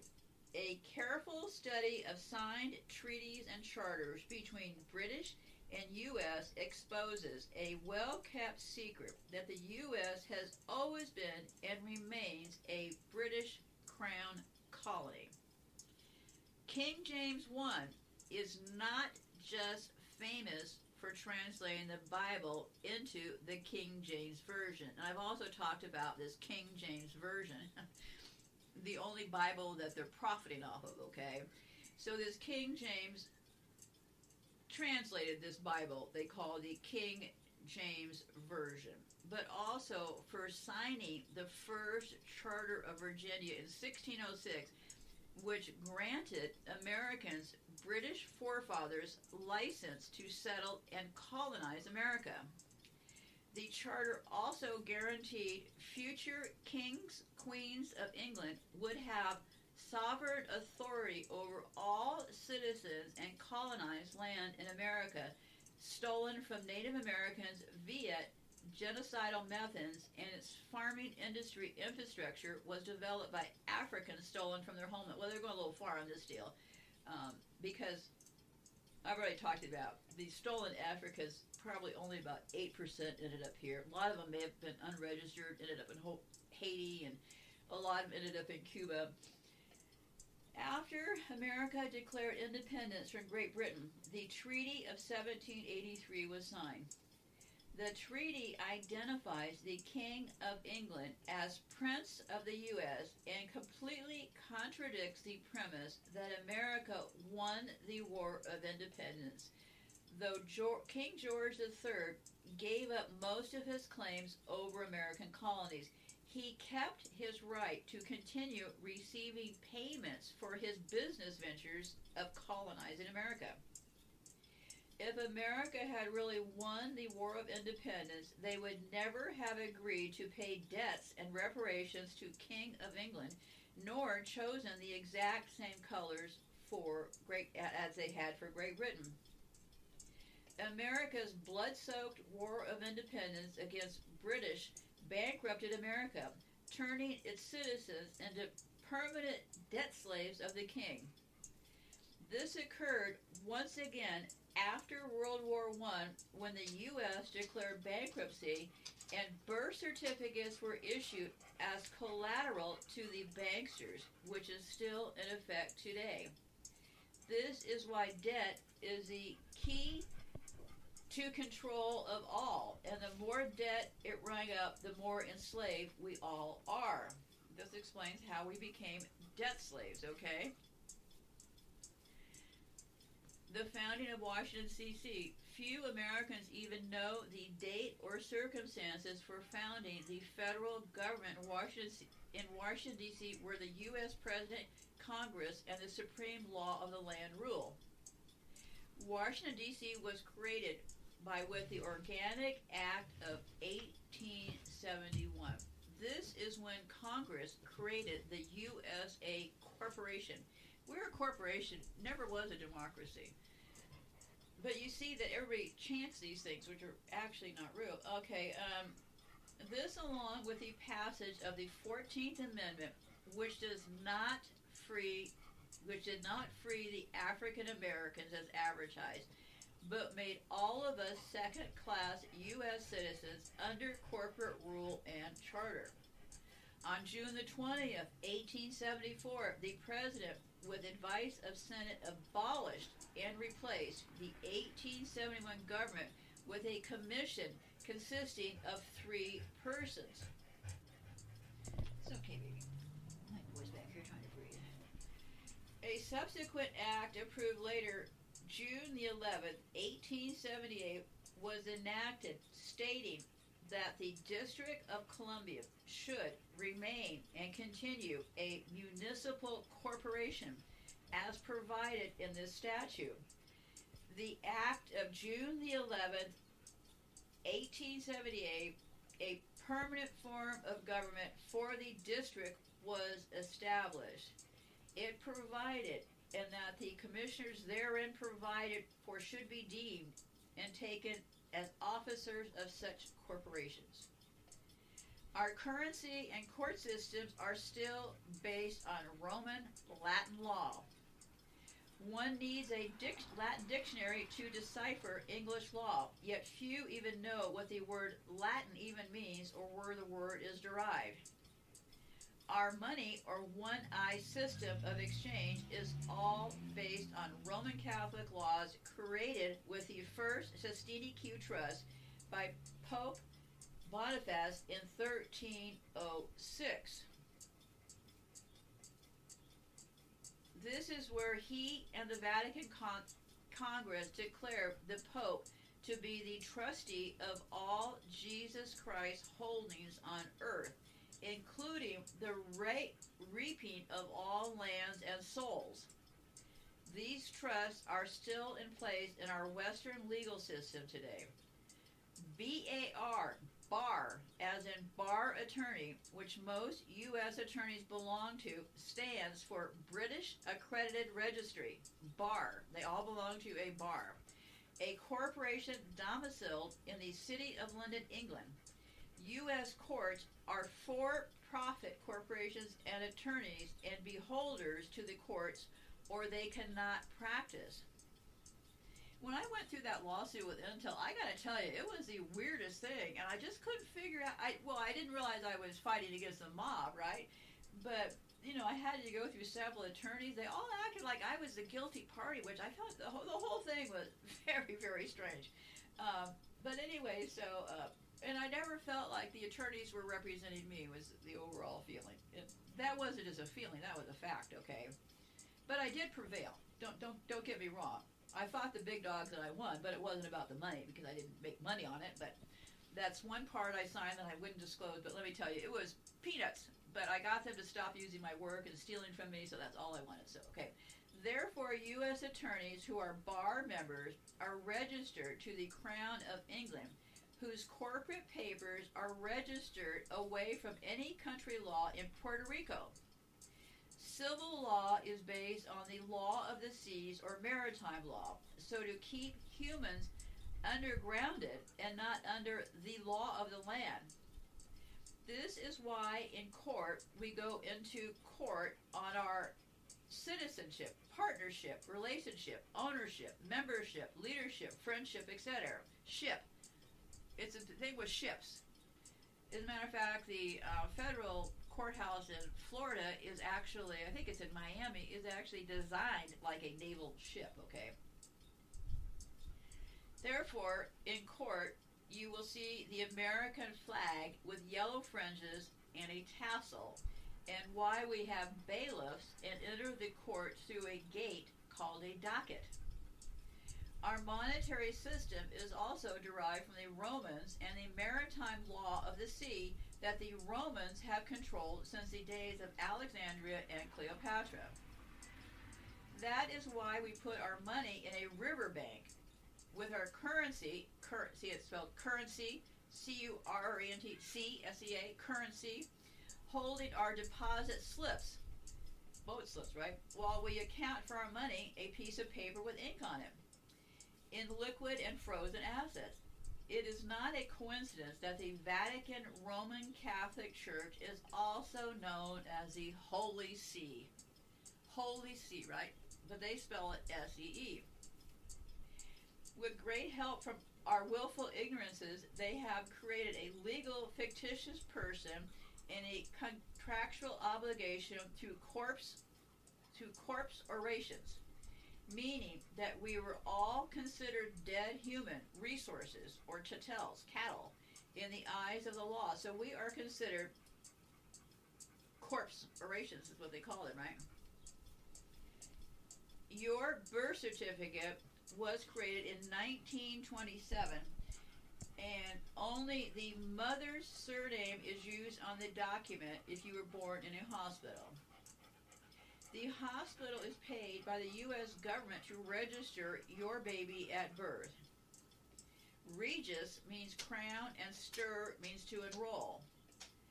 That means register. Regis means crown and stir means to enroll. So register your baby, right? So when you sign your name to a document, the U.S. birth certificate includes a registered securitized number that is pledged as collateral to the banksters since the time when the U.S. declared bankruptcy in 1933. This ever-increasing debt has never been paid off, only accrued. After World War II, the bankers had to have collateral for the massive U.S. debt incurred. So they securitized us as collateral against the debt of all of us since our birth. Yeah, that is the way it goes. Because,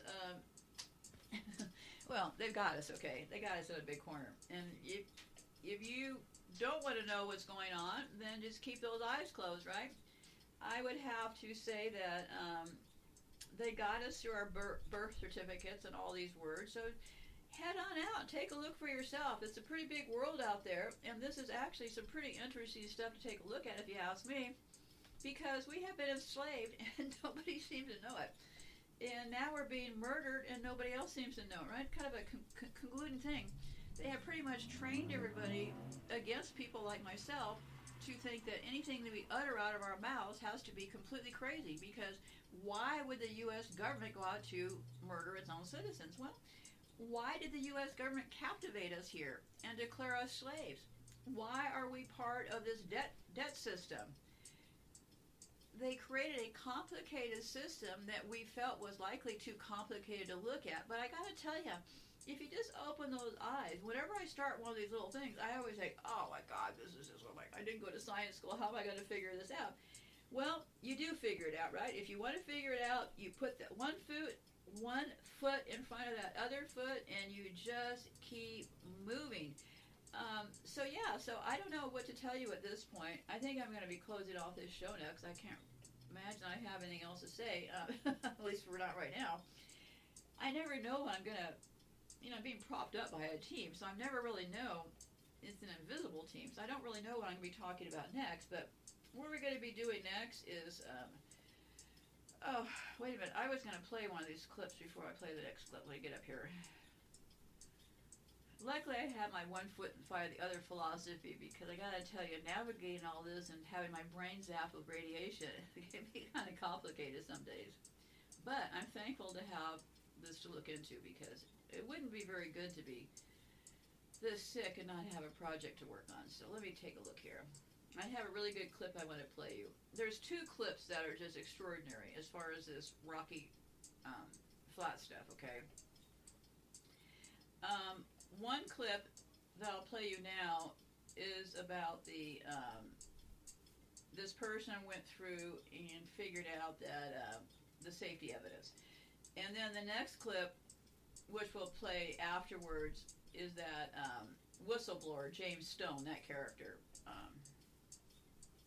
who I don't trust that guy for a second. And you make your own decisions, but just see how it plays out when he starts talking and stuff. So here's this clip here. I'm Tom Cochran, and I'm a nuclear physicist and an expert in the process of manufacturing nuclear weapons. I'm the director of the nuclear program at the Natural Resources Defense Council, and I've served on various boards throughout the years, including for the Department of Energy and the Nuclear Regulatory Commission. I was asked in this case to analyze some of the practices at Rocky Flats. This is the Rocky Flats plant. It lies 16 miles northwest of Denver. The complex is approximately 400 acres with over 100 buildings. Building 771 began operations in 1953 as the main area where workers fashioned plutonium into nuclear bomb parts. Building 777 was another plutonium processing building. Several creeks, including North and South Walnut Creeks and Woman Creek, run through the plant grounds on their way to the Great Western Reservoir and Stanley Lake. Operated by Dow Chemical from 1953 until 1975 and by Rockwell International from 1975 until it was shut down in 1989, the plant was built to produce parts for nuclear bombs. The parts were made from plutonium, uranium, beryllium, and the plant used other hazardous materials. Although traces of plutonium occur naturally, it is to all practical purposes a man-made element, and was first identified by Dr. Glenn Seaborg in 1940. Plutonium is a heavy, radioactive, toxic metallic element.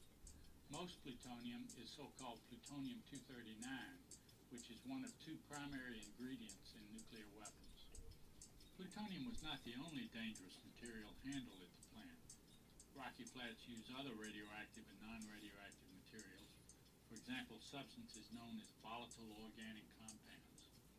But plutonium is the most dangerous and the one we will focus on in looking at plant management performance. People who work with plutonium know the most important thing about it is how dangerous it is. Inhaling even a minute quantity of plutonium in the form of particulates, too small to see or feel, can cause cancer. So first and foremost, plutonium must be handled safely and managed very carefully. Plutonium is also dangerous because its pyrophoric, that is, under certain conditions it can burst into flames spontaneously. The smoke from such a fire contains toxic plutonium oxide particles. Plutonium is more likely to ignite when it's in the form of metallic dust or filings. In making the weapon parts, the plant operators generated a great deal of plutonium filings and scrap that needed to be recycled or disposed of safely. Safe disposal is especially important because plutonium-239 has a half-life of 24,000 years. This means it takes 24,000 years for one-half of the plutonium to be lost through radioactive decay. If plutonium from waste or a fire gets into the environment, it's not going away. Some of it could sink into the soil and some could be blown around by high winds, but it'll still be there and it'll affect people for thousands of years. Plutonium is very hazardous for another reason. If too much of it is brought together in one place, it can initiate a deadly nuclear chain reaction. The amount of plutonium it takes to cause an event is called a critical mass, and the resulting nuclear reaction is called a criticality event. Such an event could irradiate and kill people close by. Exactly how much plutonium causes a criticality event depends on the shape and density of the plutonium and what other materials are nearby. If it's in metallic form, as little as 2 cola cans of weapon-grade plutonium is enough to cause a criticality event. In water, it can take as little as 1/10 as much. Criticality is another reason why it's very important to control plutonium carefully, to be sure that too much plutonium doesn't accumulate in one place. The fact that it takes so little plutonium to cause a criticality event is one of the primary reasons it's used in nuclear weapons. A bomb can be made with less than 10 pounds of plutonium. It's very important to keep meticulous track of every bit of plutonium so one can be confident it hadn't fallen into the hands of terrorists or hostile foreign governments. If you were running a plant that worked with plutonium, even in 1953, you would have known all this. And because plutonium, when not handled properly, is such a huge threat to workers, to the surrounding communities, and to national security, there would be important things to control. Fire safety, safe disposal of waste, criticality, and inventory accounting. The U.S. nuclear weapons program, including the Rocky Flats plant, was the highest priority project of the richest nation in the world. Dow and Rockwell had the resources to do the job right. Let's examine the performance of Rocky Flats management in each of these 4 key areas. There were were tons of plutonium on site at Rocky Flats, and tons passed through the plant every year. With that much plutonium around, a fire is a huge threat. A fire could cause a major release of plutonium into the surrounding area. Rocky Flats had many small plutonium fires every year. Any small fire can get out of control, and in 1957 one did. A huge fire erupted in Building 771, and it took over 13 hours to put it out. It was made worse by the fact that the building wasn't built to slow the spread of fire, and materials used in production areas were flammable, adding fuel to the fire and making it harder to put out. The 57 fire was a very serious incident. Documents show that fire experts studied it and told Rocky Flats management what needed to be done to improve fire safety. But Dow adopted only some of these suggestions, and some of those it did adopt, Dow undid later. Meanwhile, bomb production was increasing. More and more plutonium was used. The plant was even less safe now than it was in 1957. A partition put between two plutonium processing buildings to act as a fire break was removed, so the building was more vulnerable to fire. Another big problem had to do with the hundreds of glove boxes where employees worked with plutonium. Fire often broke out in these boxes, and they contained heat sensors to alert operators to fires. In the late 60s, material was added to the glove boxes to better shield workers from radiation. The shielding, made of a plastic called Benelex, was placed on top of the heat sensors. This configuration prevented heat transfer to the sensors, making them nearly useless in detecting fire. It would be like putting your home smoke detector outside of your house. Unfortunately, the Benelex shielding was also highly flammable. In 1969, another big plutonium fire erupted, this time in the glove boxes in Building 776. It developed into the largest industrial fire the United States had ever experienced.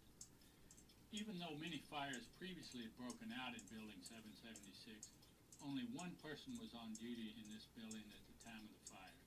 The fire had already spread before it was discovered. A building loaded with plutonium and containing hundreds of tons of flammable material burned out of control. Several hours into the fire, firemen noticed that the roof was getting soft and began to water it down. Had the roof collapsed, containment would have been totally lost, and plutonium-contaminated smoke released to the environment. This would have been a disaster of major proportions. According to the AEC, only the heroic efforts of the firefighters limited this burning.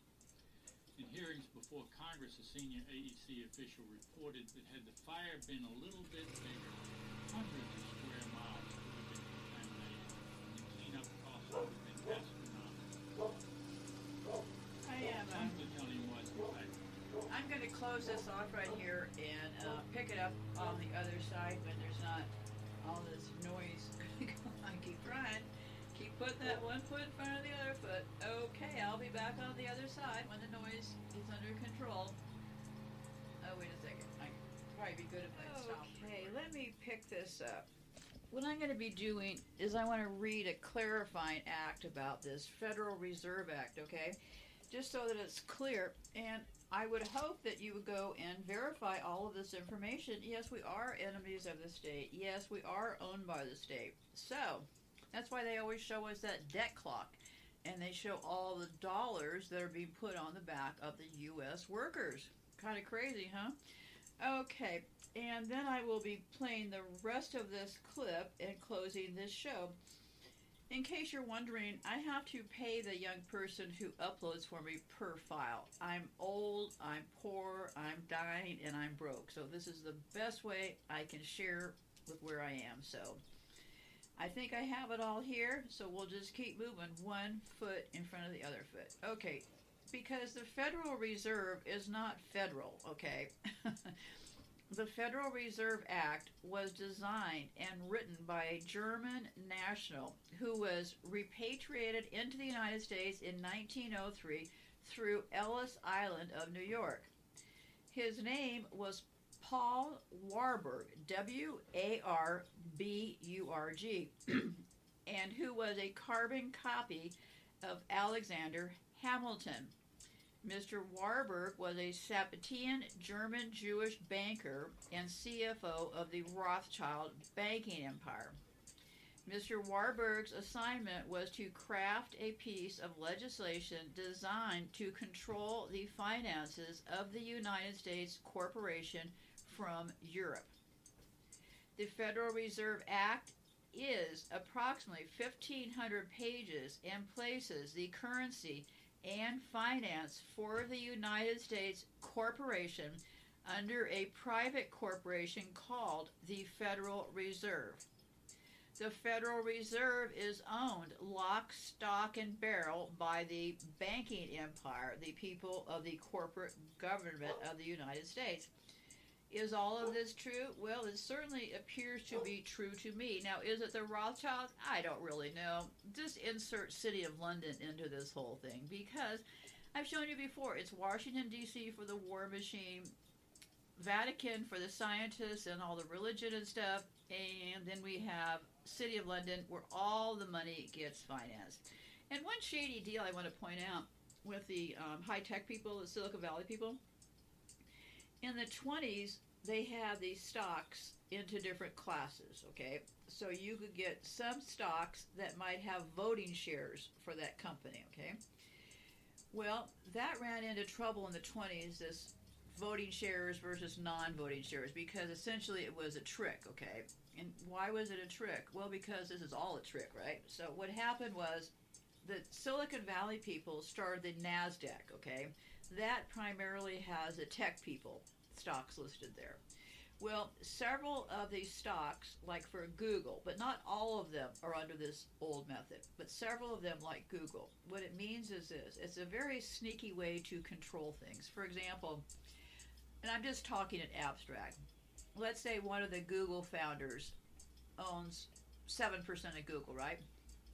Well, by the way they have manipulated this class share thing, that founder of Google may only own 7% of Google, but they have controlling interest in Google because of the way they issued the shares for these tech companies. Well, it has to do with robbery, pump and dump, and all that kind of stuff. So, yeah, they even have class system their own shares. So that's why they can, you know, I was wondering how do Silicon Valley people own control of these companies when they only own, let's say, 7%? Well, this is how. By selling sneaky shares in different groups of different people is how it happens. So, yeah, there's always some trick hiding behind all these deals. So, let's get up here to this, where was I? I was with this guy. The clip is called Rocky Flats Health and Safety Violations. And it is from 8 years ago, so I don't remember where I left off. I do remember where I left off, but I'm going to back up just a little bit here, okay? Okay, here we go. This configuration prevented heat transfer to the sensors, making them nearly useless in detecting fire. It would be like putting your home smoke detector outside of your house. Unfortunately, the Benelux shielding was also highly flammable. In 1969, another big plutonium fire erupted, this time in the glove boxes in Building 776. It developed into the largest industrial fire the United States had ever experienced. Even though many fires previously had broken out in Building 776, only one person was on duty in this building at the time of the fire. The fire had already spread before it was discovered. A building loaded with plutonium and containing hundreds of tons of flammable material burned out of control. Several hours into the fire, firemen noticed that the roof was getting soft and began to water it down. Had the roof collapsed, containment would have been totally lost, and plutonium-contaminated smoke released to the environment. This would have been a disaster of major proportions. According to the AEC, only the heroic efforts of the firefighters limited this burning. In hearings before Congress, a senior AEC official reported that had the fire been a little bit bigger, hundreds of square miles could have been contaminated, and the cleanup costs could have been astronomical. Some plutonium was, in fact, released from the building during the 1969 fire, although people disagree in their estimates of just Most people agree, though, with the Atomic Energy Commission's assessment that only the heroism of the firefighters prevented releases from reaching catastrophic proportions. We must give the plant managers an F in fire safety. The next area to examine is the plant management's handling of contaminated waste. The plant generated a lot of scrap during production. Scrap rich in plutonium was recycled right at the plant. Leaner residues, including contaminated machine oil, tissues, tools, and gloves that had plutonium in or on them, were often stored on site. The goal here was to find a way to recover the plutonium from these leaner residues and reuse it. Let's look at the way the plant management handled these dangerous contaminated residues. In 1958, Dow established the 903 area, an open field on the site, as an area for storing metal drums filled with machine oils contaminated with plutonium. This was started out as a temporary measure. Dow said they intended to develop a method to reclaim the plutonium from these waste oils. Within a year, the drums were corroding badly. Dow tried adding a rust inhibitor to the barrels, but the corrosion continued. To make matters worse, the drums were not properly labeled, so it was difficult to tell how old the drums were, what they contained, or how much radioactivity could have been released. 4 years after 903 area drum storage began, in a document that has since been declassified, a Dow employee reported, quote, "About 50 to 60% of these drums are badly corroded. The contents of several has already spilled out on the ground. Unless these materials are disposed of in a very near future, a serious contamination problem will develop," end quote. So by 1962, Dow knew that many barrels were leaking. But it's not until 1967, or 5 years later, that Dow began removing these radioactive drums from the field. By that time, there were more than 5,200 drums, of which over 3,500 contained plutonium. The problem was not simply that the plutonium was now on the soil on the surface of the field. Any disturbance of the soil on the pad could resuspend the plutonium particulates into the air. When the barrels were removed, the contaminated soil below was completely exposed to the winds.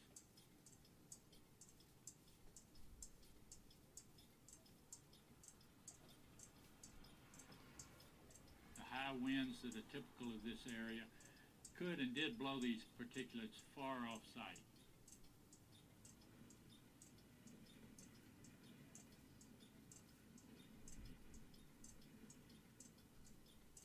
Let's look at Dow's attempt to clean up the 903 area. It took 1.5 years to remove the barrels from the field.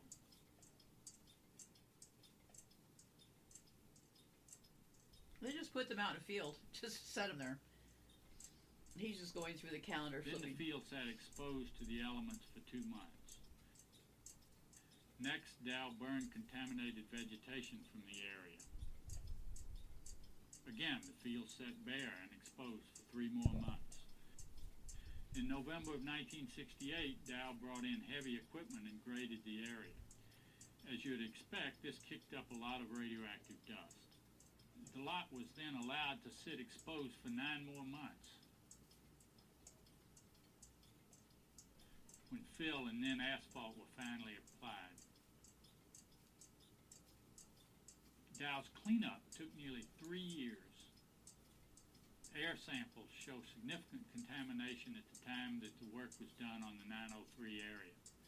So not only did Dow create a huge mess, but in attempting to clean it up, they actually caused substantial additional releases of plutonium off-site. Since 1969, Dow and then Rockwell generated thousands of additional drums of plutonium and other radioactive residues.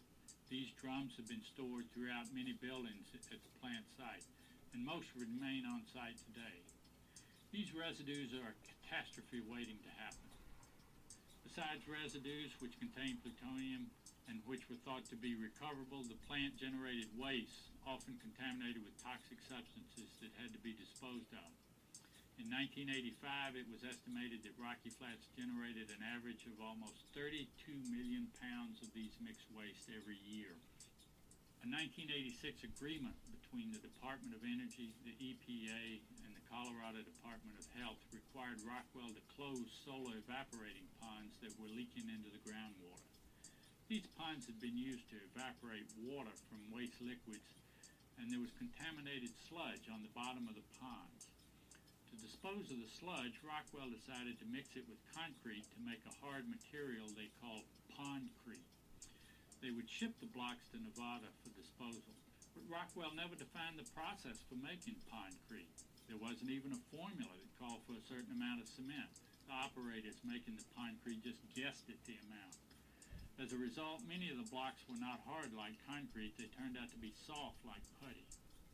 In September of 1986, after some 2,000 pondcrete blocks had been shipped to Nevada, officials there determined that the pondcrete Rockwell was shipping contained materials that the Nevada site was not authorized to store. The officials immediately stopped accepting the pondcrete. Rockwell's response was to store the blocks outdoors on the 750 pad. The pondcrete was packaged in plastic-lined tri-wall cardboard boxes. These boxes were completely inappropriate for outdoor storage of pondcrete. During this time, there's no evidence that Rockwell management made any backup plans or changes in procedure. The company continued to make semi-soft 1,200-pound blocks containing contaminated waste and to store them in cardboard boxes outside, protected only by tarps that frequently blew off in the high wind. By the end of September 1987, there were over 10,000 cardboard boxes of pondcrete on the 750 pad. Running out of room, Rockwell began to use the 904 pad as well. Not surprisingly, given these conditions, the boxes began to deteriorate. In May of 1988, a box fell and broke open on the 904 pad. Environmental samples taken soon after showed contamination. In the year and a half between the halting of the shipments to Nevada and the 1988 spill, more than 16,500 blocks were produced and stored in cardboard boxes outdoors. The Department of Energy determined that 9,000 boxes stored outdoors had deteriorated. It will cost hundreds of millions of dollars to clean up this radioactive mess. There's an almost identical story about Rockwell's handling of salt waste. That product was called saltcrete, and it was also poorly made, inappropriately packaged and stored outside, and it also leaked. The examples of extreme mishandling of waste go on and on. Rockwell knowingly misused the 1952 sewage treatment plant and routinely discharged chemicals into the effluent. They knew their system ultimately fed into local communities' drinking water, and yet they continued these practices.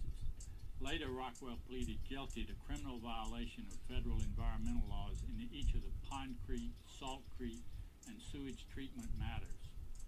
The 903 pad incident and the violations to which Rockwell pled guilty demonstrate reckless and criminal handling of radioactive waste. Unfortunately, they are not the only examples. Throughout the plant's history, Dow and Rockwell buried, stored, and spilled radioactive and other dangerous waste at the site. Dangerous waste leaked into the soil. This map shows where the known waste sites are today, but no one can say where this waste will go in. You know what the funny thing is in all of this? If they hadn't started radiating my house and murdering us, I maybe never would have gotten interested in nuclear, right? They helped me out. Just like if Intel had just done the decent thing and paid me and not tried to steal, I may not have sued them or had any reason to figure out that they're all run by a bunch of psychopaths. So, yeah, kind of interesting, huh? Because had they not been murdering us in this house, I'm really sure that, sure, I knew about nuclear, but not to this degree. It clearly was not really on my radar that closely. So let's continue on here. So yeah, there's always a cause and effect. In my case, I think it was a good cause because I am okay with all of this because it has helped my work. And I'm just here to work, not to be an old lady complaining about pain and stuff. Although it is extraordinarily painful, I must say. In the future. One reason is that Rocky Flats is the home of many thousands of gophers and other animals and to millions of ants and other insects. These animals dig into the ground and churn up the soil. In most environments, this animal activity is natural and healthy. At Rocky Flats, it can bring deadly nuclear contaminants to the surface where winds can resuspend them. So, as in the past, the radioactivity from nuclear waste buried in hotspots will spread far beyond the plant's boundaries in years and decades to come. Because of poor waste management practices, radioactive contamination was released into the environment. What's more, the site is still crowded with waste accumulated and mismanaged during 37 years of Dow and Rockwell control. These wastes, dumped or stored in barrels throughout the site and buried and leaching into the soil, continue to threaten nearby communities. The grade for waste management is clearly an F. The third key area that must be completely controlled in the operation of a plant like Rocky Flats is that of criticality. Remember that if too much plutonium accumulates in one place, a deadly nuclear reaction can occur. This reaction, or criticality event, can result in a lethal radiation dose to everyone nearby. In 1989, a firm called Scientech was hired by the Department of Energy to study criticality safety at Rocky Flats. The team reported that they found several kilograms of plutonium in exhaust ducts in Building 771. That's enough plutonium to cause a criticality event under certain conditions. Before the study, plant managers assured that there wasn't such a plutonium buildup at the plant, but a former employee had specifically suggested exhaust ducts as a probable location for plutonium buildup, and the study team found indications of plutonium in other ducts as well. In addition, the team found about 16,000 gallons of plutonium residue stored in barrels in the basement, with a broken sump pump, no water level alarms, and no radiation alarms. There were watermarks on the walls and on the barrels showing that it had flooded in the past. The Scientech team found that this combination of factors was unacceptable in terms of risk of criticality, because if flooding were to occur, for example from a broken pipe, a criticality event might occur. They also found residue drums in storage, stacked up high on shelves but not restrained. The team found that in an earthquake the drums could fall off their shelves, which could result in a criticality accident. In addition to these specific problems, the team reviewed 600 procedural infractions under Dow and Rockwell going back almost 30 years. The Scientech team judged that there was complacency and poor communication on safety matters. They found 8 serious infractions that cut the margin of safety unacceptably close. The team also reported that the plant didn't follow DOE safety guidelines, that there should be, during normal operations, at least 2 barriers to prevent a criticality accident. Finally, the team reported that employees seemed afraid to raise their concerns to their own supervisors. In their report, which covered both the Dow and Rockwell eras, the team concluded, quote, "The team is not satisfied with criticality safety practices or with the understanding of nuclear safety standards by the workers in the plant," end quote. For criticality, Rocky Flats management gets a D. The only reason it's not an F is that fortunately no uncontrolled criticality event is known to have occurred there. The final area of management performance we will examine is inventory control. Plutonium is both valuable and dangerous. It is important to know how much plutonium is on site and where it is at all times. This takes meticulous inventory control. As a key ingredient in nuclear weapons, plutonium is far too dangerous to lose track of. To keep track of plutonium, the plant is supposed to record how much plutonium is shipped in, how much is inside the plant, and how much is shipped out in either weapon parts or in waste. Just as with your checking account, the numbers should balance. When the numbers do not balance, the difference is said to be material unaccounted for, or MUF for short. There are 5 places where this MUF can be. The first place the MUF could have been lost is in the waste. Second is bookkeeping or measurement errors. Someone forgot to count the plutonium or wrote down the wrong number. A third possibility is theft. Fourth, MUF could be accumulated in ducts, pipes, or other places. And fifth, the missing material could have been released into the environment, for example, from a fire or from improper storage like at the 903 pad. Dow and Rockwell did a poor job of keeping track of plutonium. As a result, there are now some 2,600 pounds of plutonium unaccounted for. That's enough for nearly 400 nuclear weapons. No one can reconstruct exactly where the muff went. Plant management gets an F in inventory control. As I mentioned earlier in this presentation, plutonium was not the only hazardous material handled at the plant.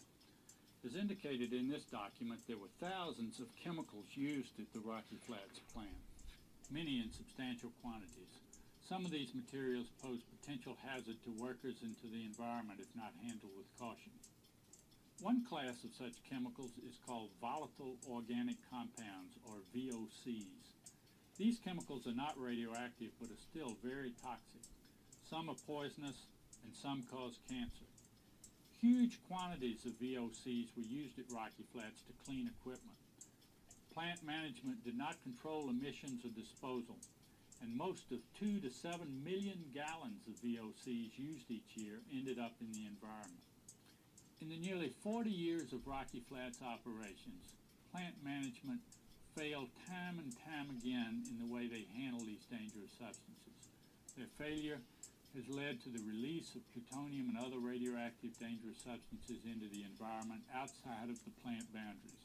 As was known to Dow and Rockwell, thousands of people live in close proximity to the plant. It's difficult to estimate with certainty how much plutonium was released to the environment, though some certainly was. The releases are especially serious given that inhalation of even a minute quantity of plutonium is dangerous, and given that any plutonium released will be radioactive for tens of thousands of years. Everybody agrees that plutonium has escaped from the plant into the off-site environment. They just disagree about how much has been released. Scientists from the Department of Energy drew these contour lines to show which areas they concluded were most contaminated. The areas within the contours closest to the plant received the most contamination. The areas within the contours furthest from the plant the least. The contour line in the middle has been used to help define the classes in this litigation. The plutonium releases were preventable. For example, drums of contaminated waste should never have been left in an unprotected outdoor location like the 903 area. But even if they were put there, proper labeling, protecting the drums from the weather, good monitoring of the drums, and taking action when it was first discovered that the drums were leaking would have made a difference. These simple and common sense measures were not taken. Instead, Dow allowed the leaking drums to remain in place for years, leading to significant release of plutonium off-site. Regardless of how much got out or where it is now, about half of that released plutonium will still be in the environment 24,000 years from now. In 1989, the FBI raided Rocky Flats because they suspected that Rockwell was violating laws about the disposal of hazardous waste. After the raid, the plant was shut down and Rockwell was replaced as contractor. Since 1989, the government has employed EG&G and later Kaiser Hill to manage Rocky Flats. They've barely begun the task of cleaning up the plutonium mess that was allowed to accumulate for nearly 40 years. No one knows precisely how much plutonium is at the plant or where it all is. DOE itself has estimated that there's still over 28,000 pounds of deadly plutonium at Rocky Flats, some of it in unstable form.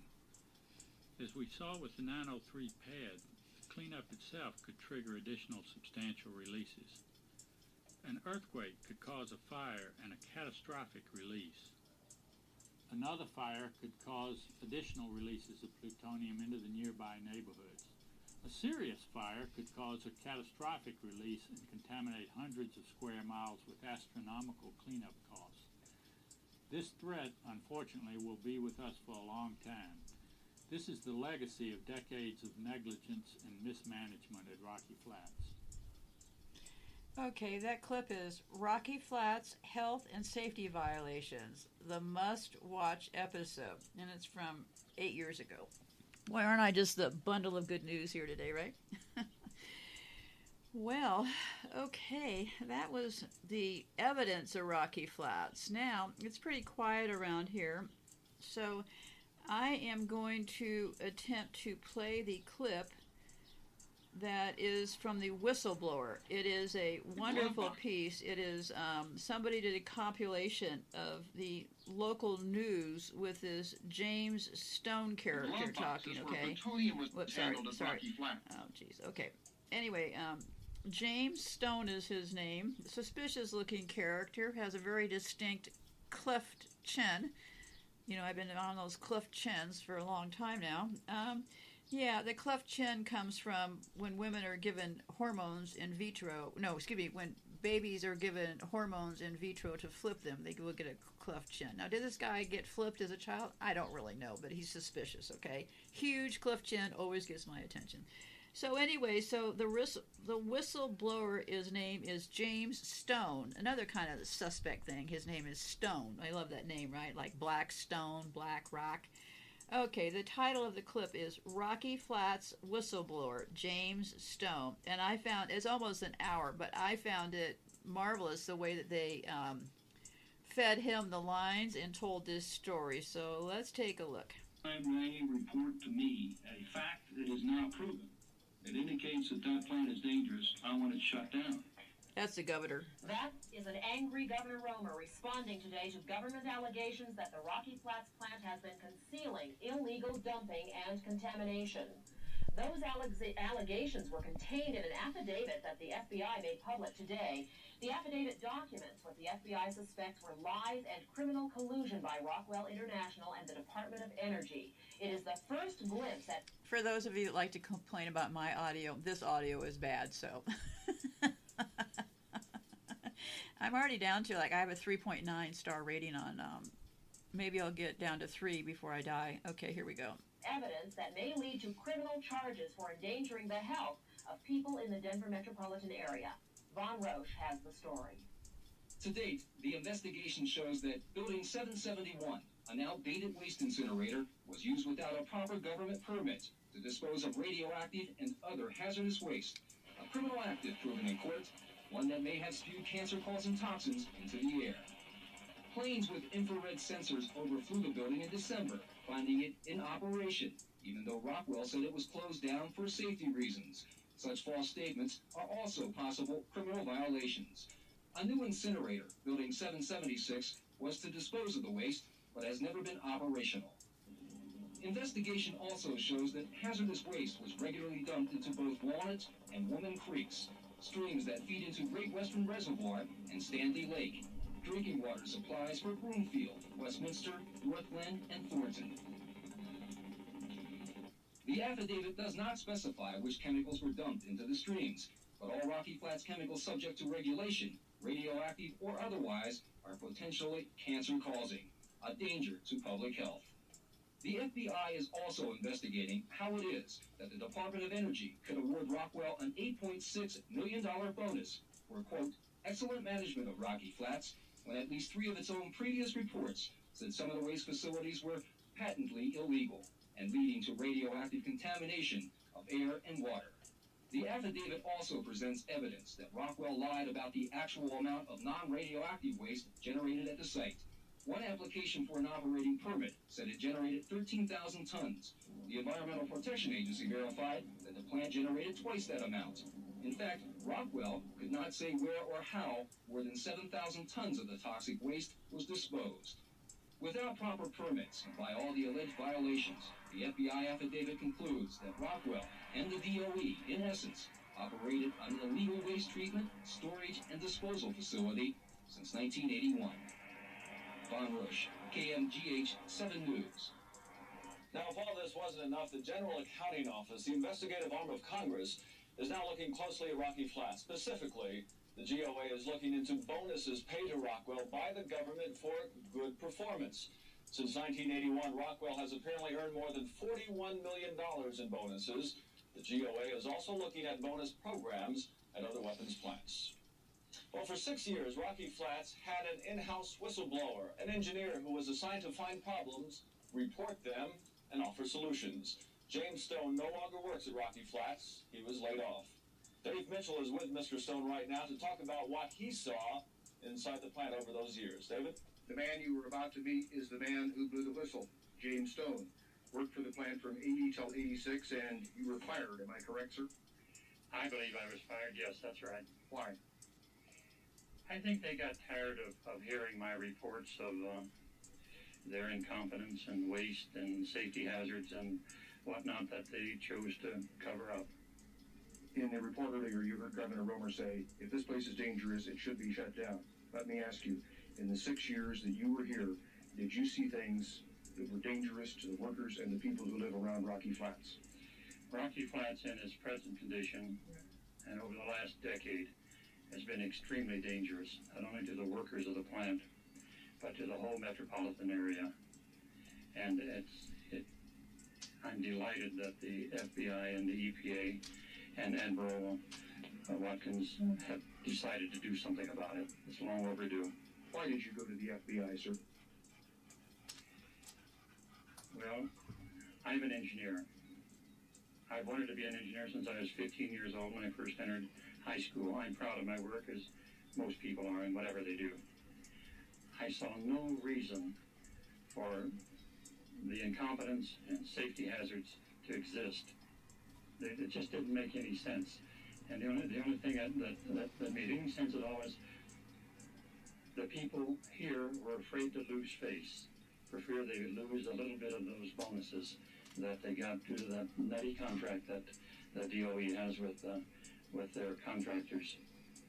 And I can only say that I hope Admiral Watkins investigates this deal through the FBI and EPA investigations and takes these lying, thieving bastards and throws them in jail and gets on with the job of national defense and developing an industry for the nuclear industry.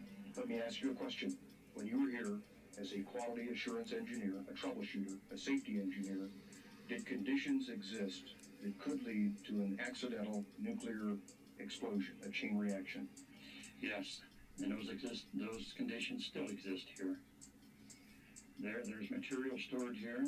In fact, we advertise that we have boxcars full of material stored here. And the 900 complex is full of the material that's stored here. And with the terrorist movement, and maybe the Russian threat is abating to where we'll be closer allies. But if a terrorist, some kook got on one of those foothills and lobbed a shell into one of those boxcars or into one of these storage warehouses at a time of high wind, we would have such a panic out of Denver that it'd leave it a ghost town. One quick question here. Do the conditions exist for an explosion just out of that's just out of a lack of knowledge, terrorists aside? Did the conditions exist here that it could just be an accident? We have seen examples of the incompetence of the existing operator.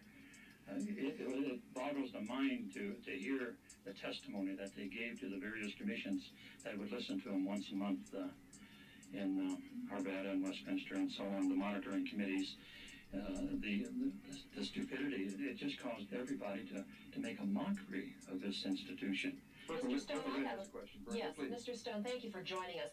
Because of your whistleblowing, you're being an engineer and a watchdog there and knowing what's going on, have you ever felt in any danger? Has anyone ever threatened you because of the things that you've come forward and said? I don't worry about myself too much, but I do have concern for the family.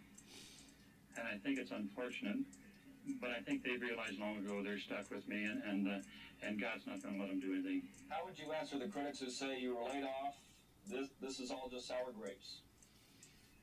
Well, I think the circumstances were that when I was given my 1 hour's notice, I was signing the last drawing. Now, 80% of the crew was working directly under me as the lead principal engineer. And of all of the deadwood in the engineering department, they got 1,200 engineers out there. Can you imagine 1,200 engineers and still have some of the ridiculous problems that they're faced with, and they still haven't been resolved? And here I am working my tail off overtime and everything else, and they select me to be laid off. No one was more surprised than me. I was so boggled, I shook the bastard's hand when I left. Let me ask you one thing. We talked about polluting the air, polluting the water, polluting the ground. Did you see those things when you were here? Yes, I did, and commented on them regularly. Mr. Stone, thank you very much. That's James Stone, the man who blew the whistle, went to the FBI about 2 years ago, and came to us to tell his story. We want to point out in fairness, he has an active lawsuit going against Rockwell. That lawsuit is now in court. It has not yet come to trial.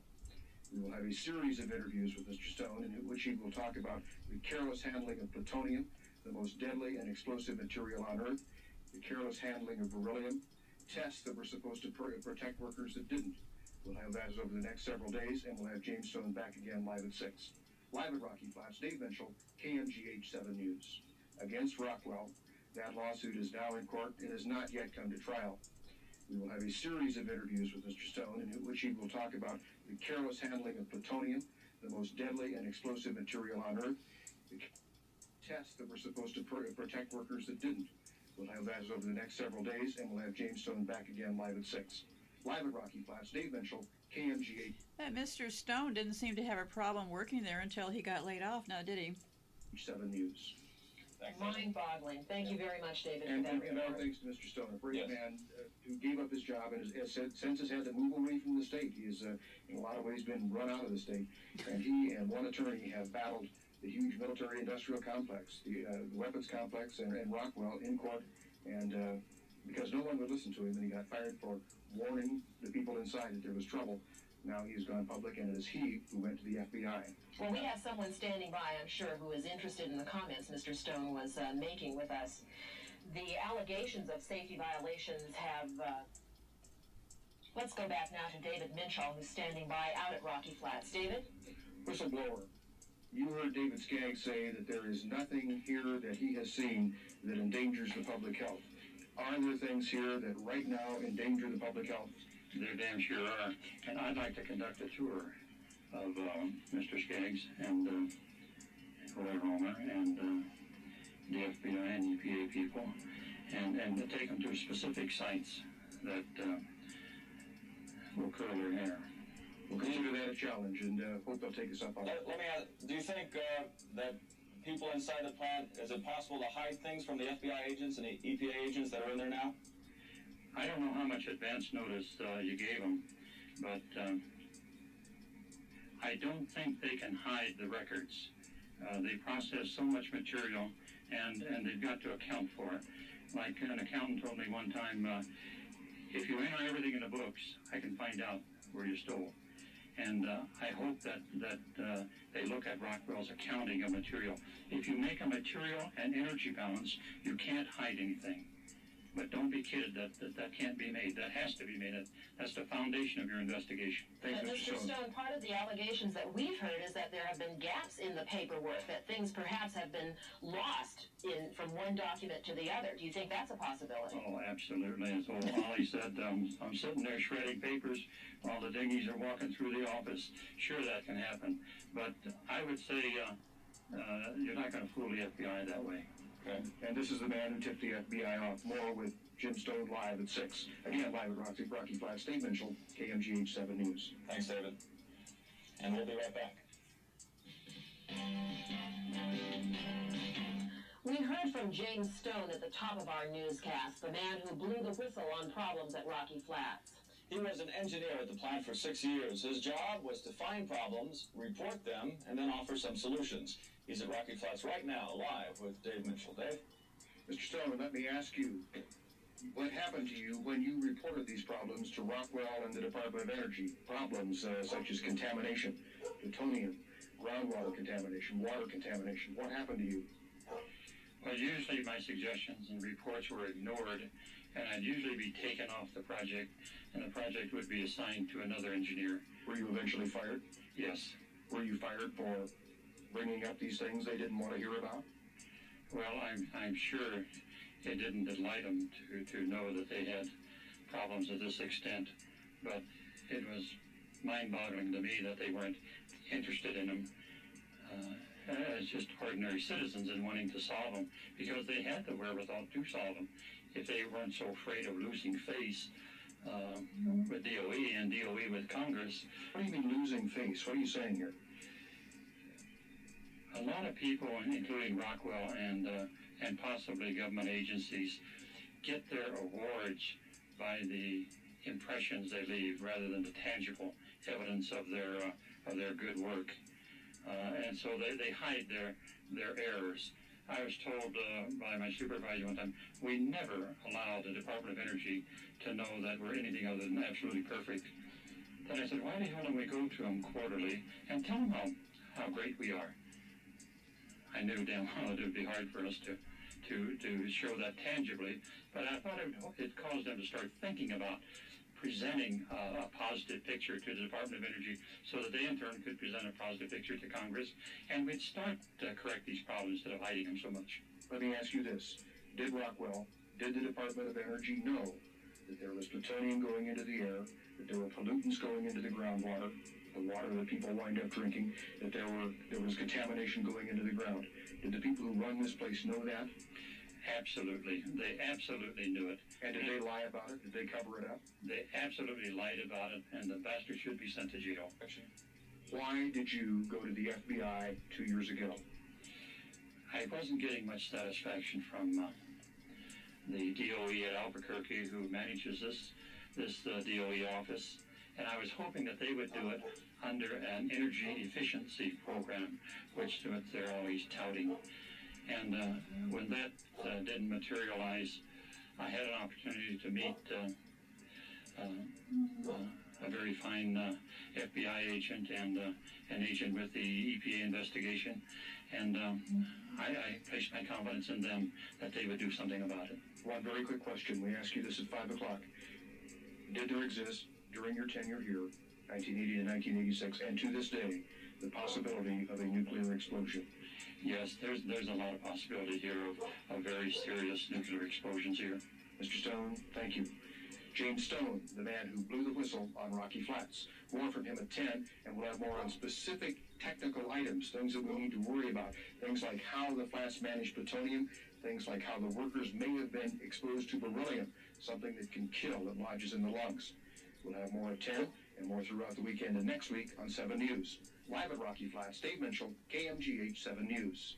Thank you, David. Very frightening revelations. You know, I can't help thinking about the hundreds, perhaps thousands of protesters who camped out at Rocky Flats and sat on the tracks to try to prevent cancer-causing radioactive elements from going in and out of that facility so many years ago.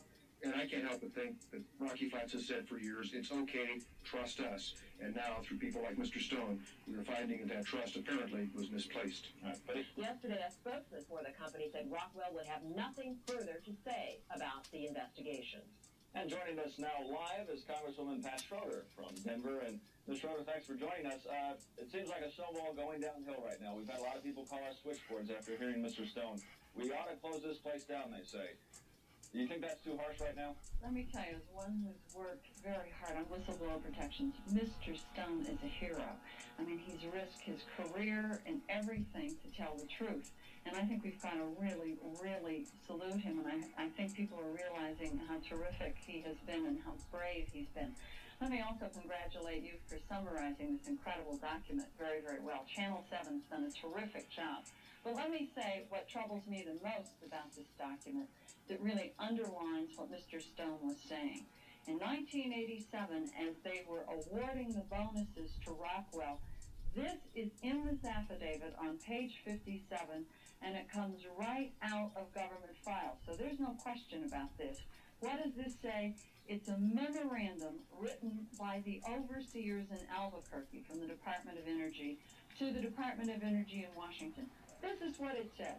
It says the Department of Energy should resist the efforts of environmental and public health authorities trying to clean up Rocky Flats and other DOE facilities, and said that DOE is going to send a message to the Environmental Protection Agency that DOE and its contractors are going to go to the mat in opposing enforcement actions at DOE facilities. I've never heard such arrogance. When the government people can't rely on the government's word. When they lose that trust, this is an absolute outrage. And this is it. From a memo, no question about it. Well, Ms. Schroeder, you're part of the government. Do you want to close down Rocky Flats right now? If there is any danger at all, yes, I do. And I think it's outrageous how when they told us certain things had been closed down last year, DOE flying over it found out indeed it wasn't, or FBI. They are playing with everybody, and I must say, I think it's scandalous. Those of us who used to question and have questioned, I've been questioning for 15 years. They question our patriotism. They've tried to make us look foolish. They've tried to make us look like we're part of the Flat Earth Caucus. And now we find out it's really all part of the cover-up. I can't help but think, why did this take so long? Now the FBI's in it, the EPA's in it. Why did it take so long? You said you were on it for 15 years. Absolutely, because you walk into that plant, and if you are not sophisticated like Mr. Stone, and if you don't know what's going on, you don't know exactly what to look for. And they all tell you, hey, everything's terrific. Not only that, they totally control access to the plant, so there's no way to make a surprise visit. They know when you come in, they know when you go out, and believe me, the house is clean when you go through there. And then they kind of look at you like you must have fallen on your head in the snow. You see, everything here is wonderful. Trust us. We're your friends from the federal government. Mr. Stone's on the inside. He knew what was happening. He was trained in those areas, and so he could finally direct people to what was happening. You never get at these things without the courage of a whistleblower. And believe me, it takes a lot of courage to go against your employer and the man who's helping pay your mortgage. Well, let's go back to him right now. Thank you very much, Ms. Schroeder, for joining us. Dave Minshall has Mr. Stone with him again. David? I would like to pose a question to Mr. Stone. Ms. Schroeder says if there is a danger to the health of the people of the metropolitan area, this place ought to be closed down. To your knowledge, does this place now present a health hazard to the people of the metro area? It does, but the quickest solution is to allow the honest people, the hardworking people at Rocky Flats, to straighten it out. We need this industry for national defense. We need this industry for the development of the nuclear industry. And I want to take this opportunity to thank Pat for offering immunity to anybody that would provide information on this.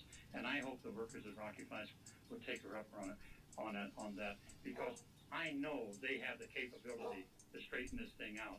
And they can straighten it out a hell of a lot quicker than we can shut down the plant and start all over with the cleanup. It can be cleaned up, it can be straightened out, but it's got to be they've got to be accountable to someone. And I think Admiral Watkins is the guy to do it.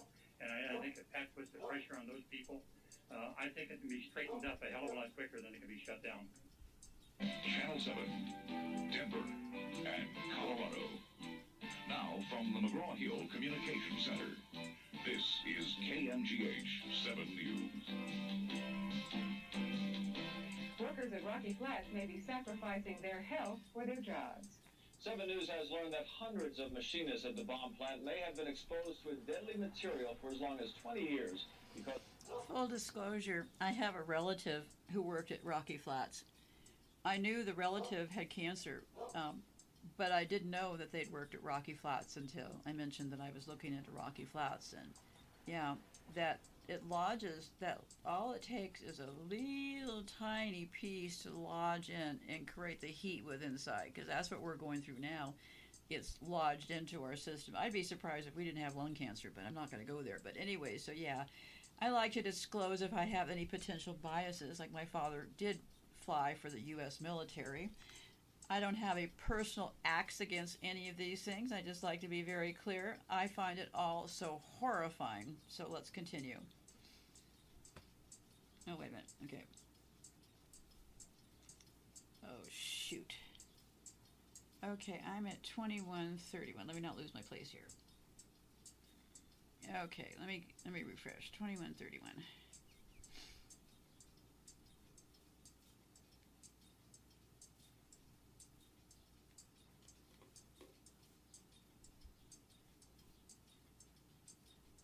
Where is my sound?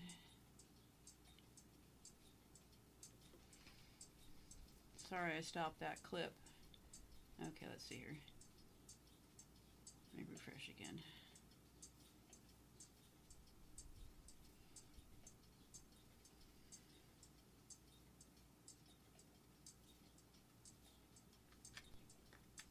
Okay, unplugged my thing, I refreshed.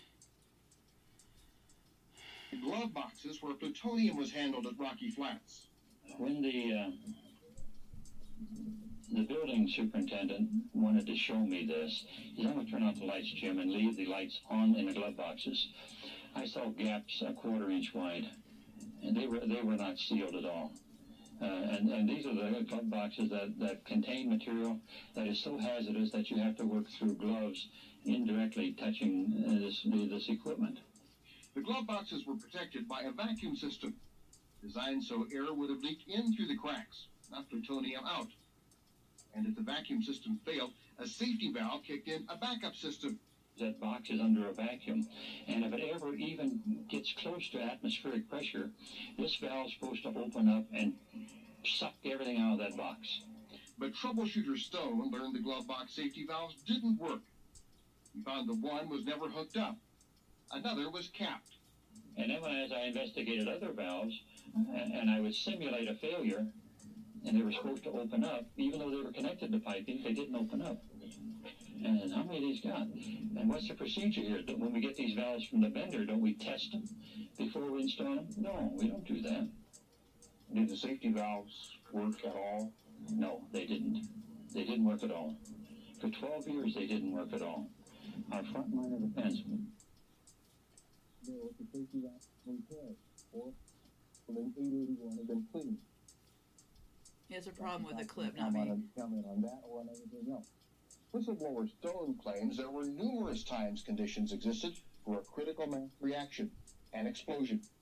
Tomorrow, we're going to ask for records under the Federal Freedom of Information Act that will show how often we have been put in nuclear peril for Rocky Flats. Good evening. Thanks for joining us.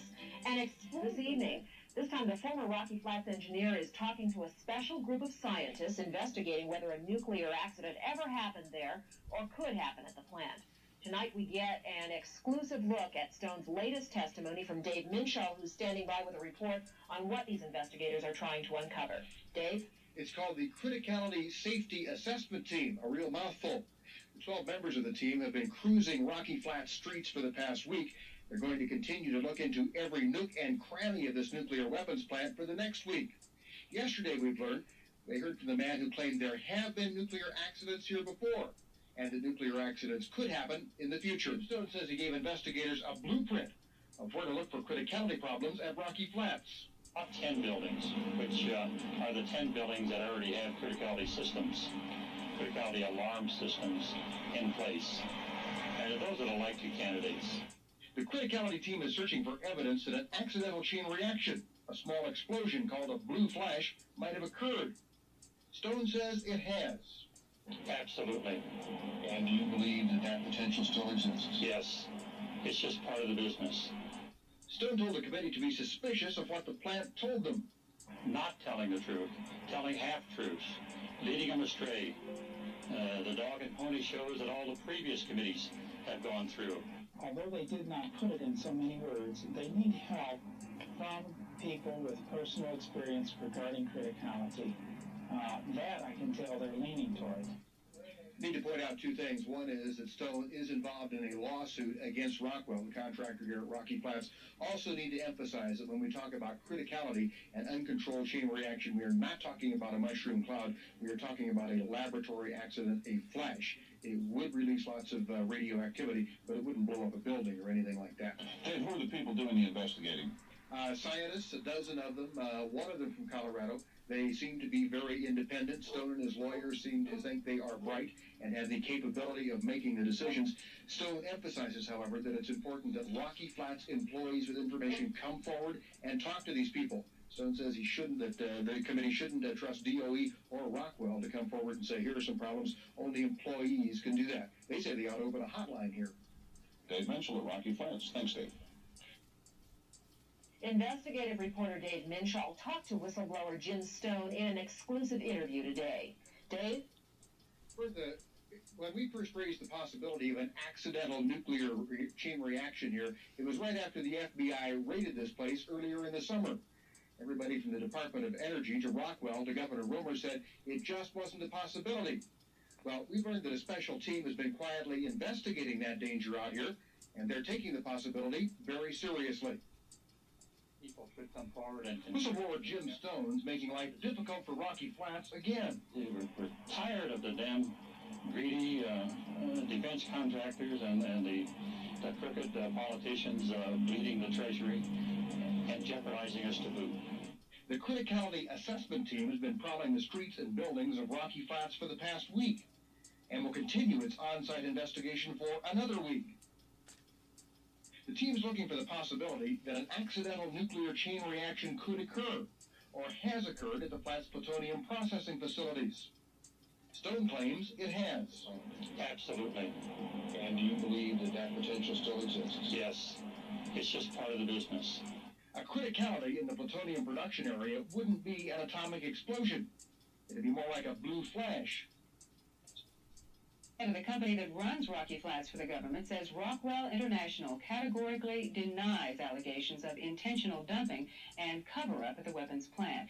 This afternoon at Rocky Flats, Rockwell chairman Don Beal blasted the campaign against his company and Rocky Flats. In Poor fact, little victims. much of what has been reported in the media has been just plain unfair, inaccurate, or incomplete. Don Beal is the guy's name. Don. Probably something up with him, right? Don Bel is the person you're looking for. That is the victim in this thing. What a sad story this Don person is going to tell us. They're so picked on. Okay, what was his name again? Don. Okay, let's go back to Don here. Okay, Don. I was going to look up his wife, but I'll look her up later. Wrong clip. Let me see here. Where was I? Okay, here we are. Found my way back. Let me repeat emphatically. We are not aware of any evidence that any Rockwell employee has intentionally violated the law at Rocky Flats.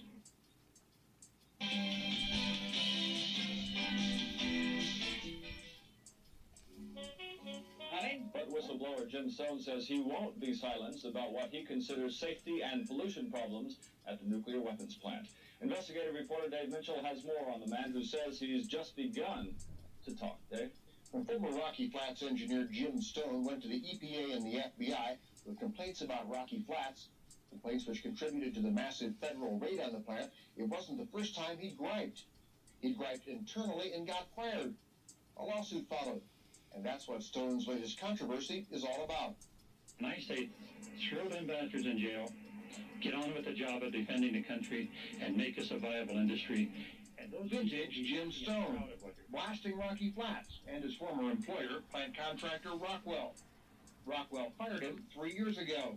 They called a layoff, but there was a firing. There was no question in my mind. They fire you for trying to point out safety problems here, health problems here? I think they just got tired of listening to my weekly reports on various problems. And at an August pretrial hearing into Stone's lawsuit against Rockwell, where Stone claims he was fired illegally, Judge Kenneth Barnhill warned Stone he thought his comments to the media should be limited to no comment. Not told that you can't do it, but told that there will be certain things that will happen to you if you do exercise your rights, and then you begin to think twice about exercising them. Judge Barnhill said he was worried Stone's statements would make it difficult for Rockwell to get a fair trial.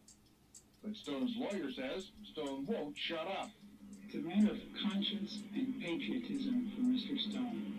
Mr. Stone wants a safe and effective nuclear industry. His position is not shut down the plants no matter what. His position is to make them work right and safely. Stone and his attorneys say while there has been a tremendous amount of publicity about Rocky Flats, which might make it tough for Rockwell to get an impartial jury trial, Stone didn't have anything to do with a lot of that negative coverage. And of course what he's referring to there is the raid by the FBI and the EPA. Stone spoke after that, not before that. His point is that while he has made comments, certainly comments which have had an impact, most of the negative publicity has come from the feds, not from him. Well, would you characterize Mr. Stone? Okay, hang on 1 second here. I gotta go take care of something. I'll be right back. Life happens, life happens, life happens. Okay, wait a second. If I don't disconnect myself, it'll be a bonus.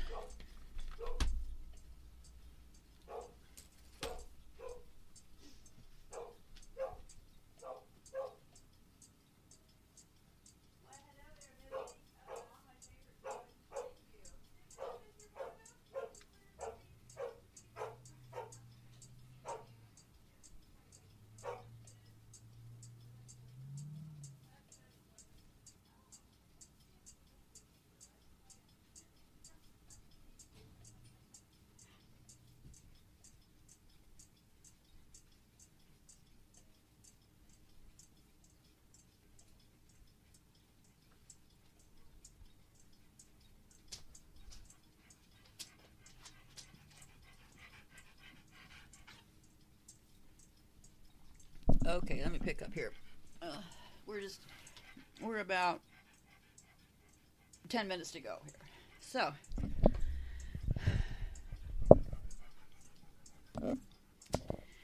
I have to plod along to make sure I don't disconnect anything. Let's see. Okay, made it back. So let's continue on here. Oh, let me plug the speakers in first.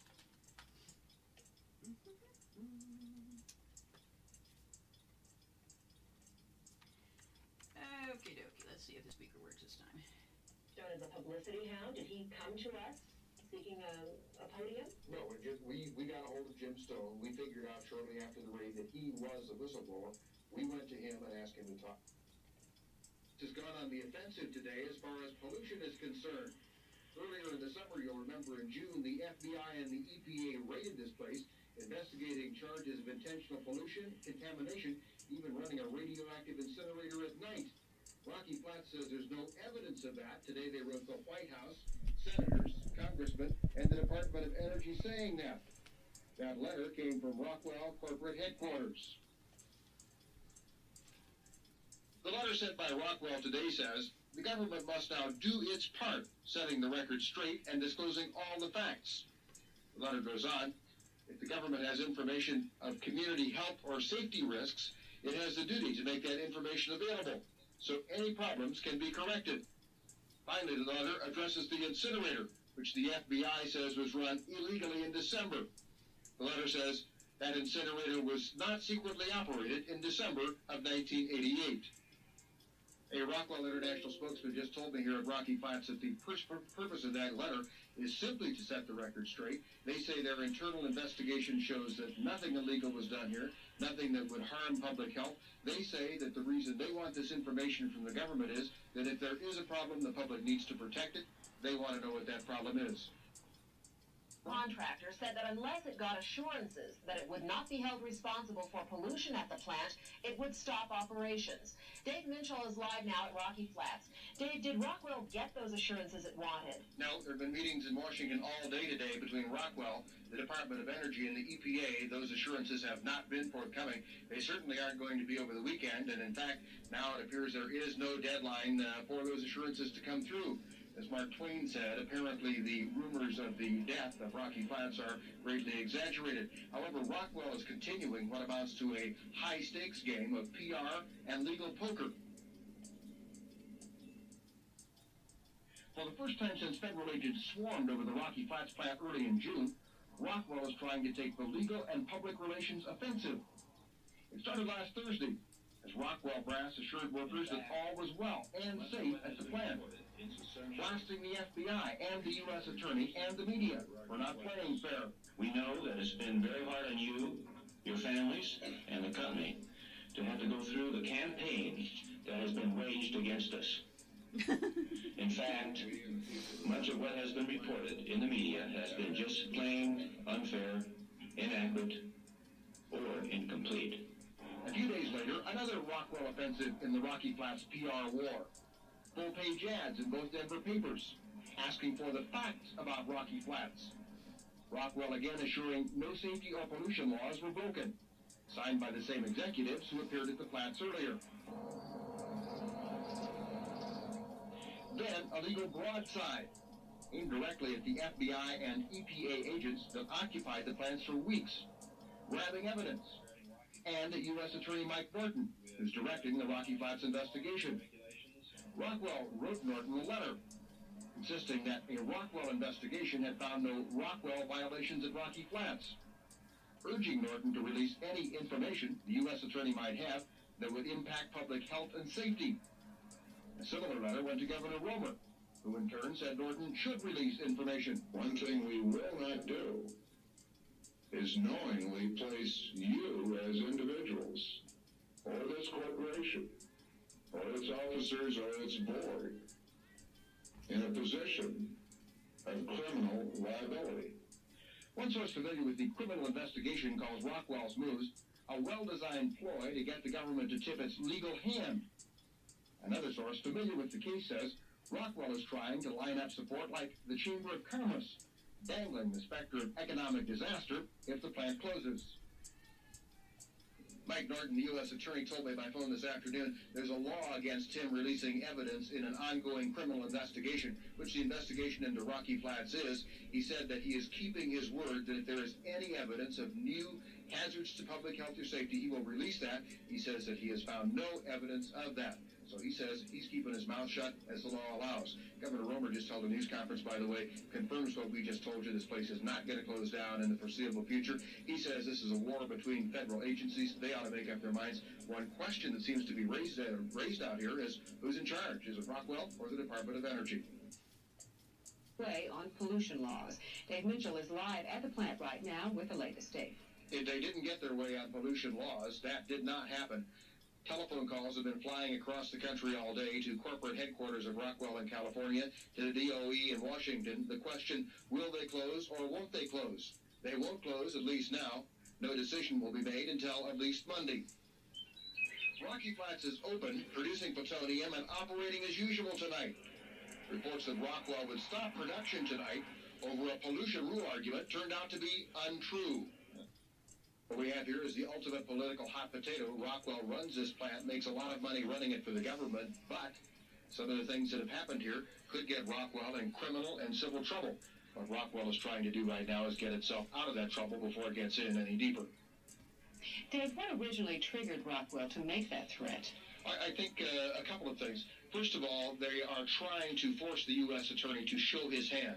There's a grand jury investigation going on, a very serious grand jury investigation about criminal environmental acts out here. If Rockwell can go on the offensive and get a little more information from the government about what cards the prosecutors are holding, that would help Rockwell. And a good Rockwell defense would be, well, we obeyed the pollution laws, but we obeyed these pollution laws over here. You say we should have obeyed these pollution laws over here. There are conflicts. If Rockwell could say, we thought we were doing the right thing, we were obeying these laws, that would be a pretty good defense. In other news, a Rocky Flats whistleblower testifies Rockwell International fired him after he told the government the company was wasting millions of dollars. Dave Mitchell reports on the first day of whistleblower Jim Stone's suit against defense contractor Rockwell. Jim Stone, the balding man walking with his attorney, is suing Rockwell. Not for vindication over his charges that the plant is a nuclear nightmare, but over claims Rockwell fired him for pointing out waste and safety problems at the atomic weapons plant. In opening arguments the first day of the trial in Jefferson County, Stone attorney Hartley Alley argued that Rockwell fired Stone because he was too vocal and became a thorn in Rockwell's side. Ray Turner, representing Rockwell, claimed Stone was cut in a massive layoff that claimed 500 people, and that while Stone's engineering skills were fine, his people skills were terrible. On the witness stand, Stone recounted telling Department of Energy engineers a Rockwell cooling water plan that cost millions was a waste of money. Stone claimed Rockwell told him never to criticize the company in front of the Department of Energy. Stone testified his Rockwell bosses told him the company's paycheck depended on performance, and his gripes to the Department of Energy would hurt that check. The four-woman, two-man jury listened, as Stone said that after he complained about waste, his performance rating dropped from excellent to just satisfactory. Recent independent investigations show Stone was right about some of his complaints, including charges that air ducts in the flats are filled with pounds of plutonium dust. I just set him up for being fired. On the witness stand today in Jefferson County, Stone told jurors his supervisors began building a paper case against him after he complained about ventilation systems that didn't work in a critical area where toxic beryllium dust is generated. Stone says air monitors and air vents were not handled. Triggered the FBI raid on Rocky Flats took the witness stand today to claim defense contractor Rockwell tried to goad him into doing something he could be fired for after he complained about safety and waste at the nuclear weapons plant.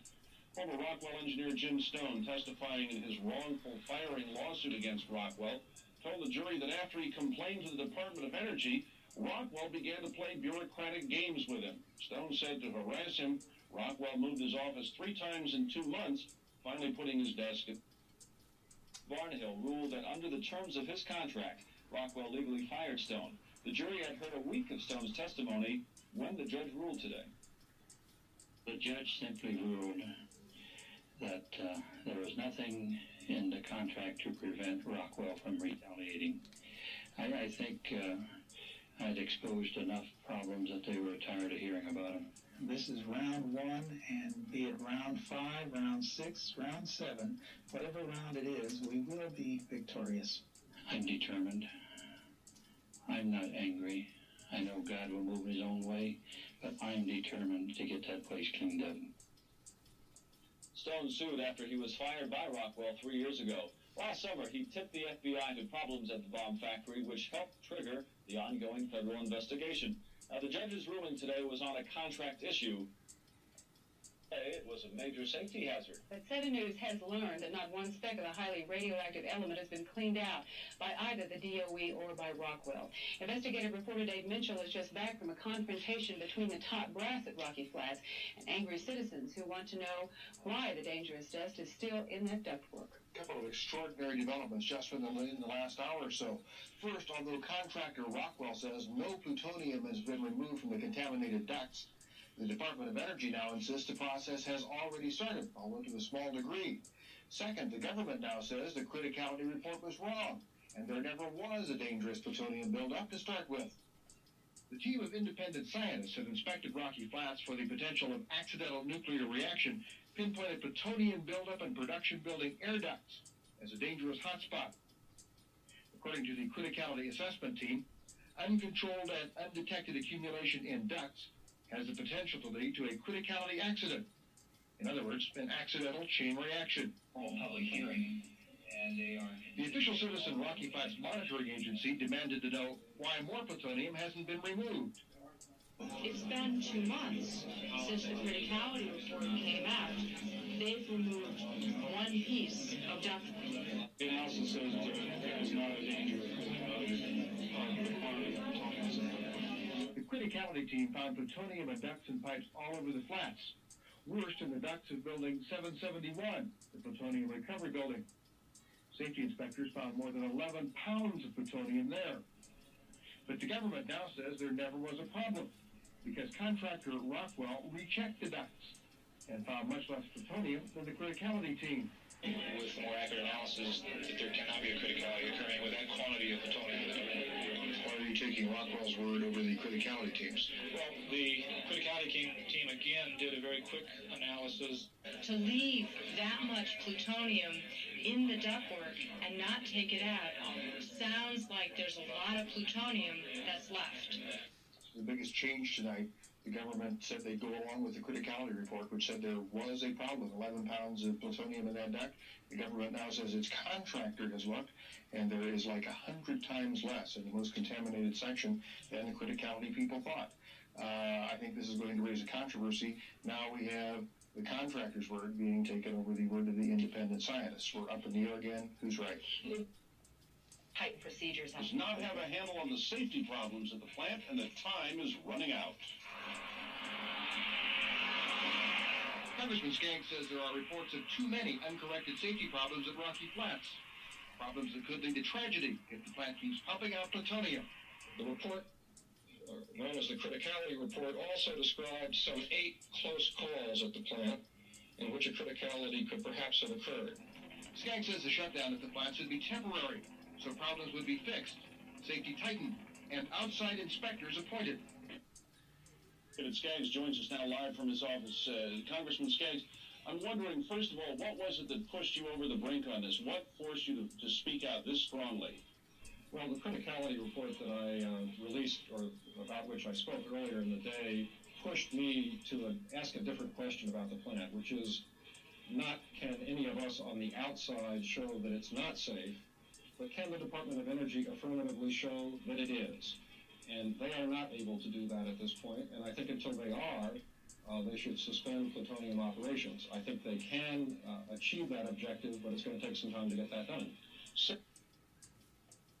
It's just that it wasn't there, but now its discovery is causing a furor in Washington. Colorado congressional representatives are demanding that Rocky Flats stay shut down. We're going to go live via 7-Uplink now to Dave Minshall, who's been in Washington tracking down the latest plutonium revelations. Dave? Further, I just came from Representative David Skaggs' office here at the Capitol. He has just fired off this very angry letter to Admiral Watkins, the Secretary of Energy, and to the two congressional groups that oversee safety at Rocky Flats. He is demanding to know how 62 pounds of explosive, deadly, cancer-causing plutonium could be in ducts when officials insisted it couldn't be there. He is demanding the flats stay closed down until an investigation can be completed. This is the latest credibility crisis for Rocky Flats. The 62 pounds of plutonium is lodged in the pipes and ducts of Building 771 in the top-secret plutonium security zone at Rocky Flats. The plutonium dust has apparently been sucked into the ducts above glove boxes over the years, settling out in dips and curves of the pipes. Whistleblower Jim Stone first predicted plutonium in the ducts last summer. Investigations triggered by Stone's allegations found plutonium, but the Flats has been downplaying the amount ever since. I'm telling you, Admiral, that this whole question of plutonium in the ducts has got to be resolved before activity can be resumed, plutonium processing activity can be resumed in any of the buildings at Rocky Flats. Bottom line is there shouldn't be a green light for the go-ahead. There should be a big yellow light for caution or a red light for stop until we get more answers. Here in Washington, the Department of Energy isn't saying a whole lot about the new Rocky Flats plutonium find. DOE officials claim it isn't dangerous. They also claim this isn't a case of bad plutonium accounting. These poor accounting procedures means that plutonium could be taken secretly from the plant and used for explosive purposes. And that's a troubling fact. And, if the bank ran its operations in this way, if it had this kind of poor accounting, it would either be shut down or go out of business. But the Energy Department seems to be running Rocky Flats in such a way that this sort of thing can happen. Question is it dangerous? Could this plutonium be in such concentrations it could cause a criticality accident? The answer is maybe, but a criticality accident would be, in effect, a blue flash. It would be contained within a piece of ductwork or with ductwork. They keep saying that blue flash business. I don't believe that for a second. If that thing blows up, it's going to blow, okay? Why do they keep saying that? Within a pipe. People nearby could be hit but with they do say it's a blue radioactive flash. rays. But at worst, there would not be a nuclear-type explosion. There would not be a hydrogen bomb-type explosion. However, this is dangerous, and what they're saying here is we've got to put the brakes on Rocky Flats. We can't open it now, as the Admiral had wanted to in a couple of months. There have to be more investigations, and the question now is, if they found 65 pounds, how much more is there? Well, you reported on this for months and months, David, and now we have the acknowledgement from the government. Thanks so much. That's Dave Minshall reporting live for us from Washington, D.C. Ernie? Well, Governor Roy Romer met with DOE officials and representatives of EG&G earlier today. He says he's surprised by these new developments at Rocky Flats, but he believes the problems will be corrected. And I have some comfort that they're shut down. They need now not to start up until they cure it. So there is that margin of comfort or safety. Now, in terms of these new disclosures, you bet. I'm concerned like anybody else would be concerned. We need to know the hard facts. We don't need to have it dribbled out a piece at a time. Most of all, we need to know what is the consequence of that, and how do you cure it, and how do you not have it happen again, and be sure that you don't start that until you got it solved. The governor wants the plant phased out as soon as possible, but as we reported yesterday, the Department of Energy announced that it intends to keep the plant open for the next 20 years. And we've learned that a group of scientists studying Rocky Flats is now very concerned about plutonium detection devices that ring that facility. In a report to Governor Romer next month, the group will say the devices that are supposed to detect dangerous plutonium releases within the plant and also outside into the environment don't work the way they should. Well, that person did a fantastic job. The channel is called Half-Life of Memory. And the clip is Rocky Flats whistleblower James Stone. It's great that they documented all of that for us to be able to listen to. I believe that this is part of the plan, not the bug in the system. But you're going to have to think for yourself. Everybody just going to sit there on Facebook while they blow us up? Going to close out with Creedence Clearwater Revival, looking out my back door. That's how I feel today.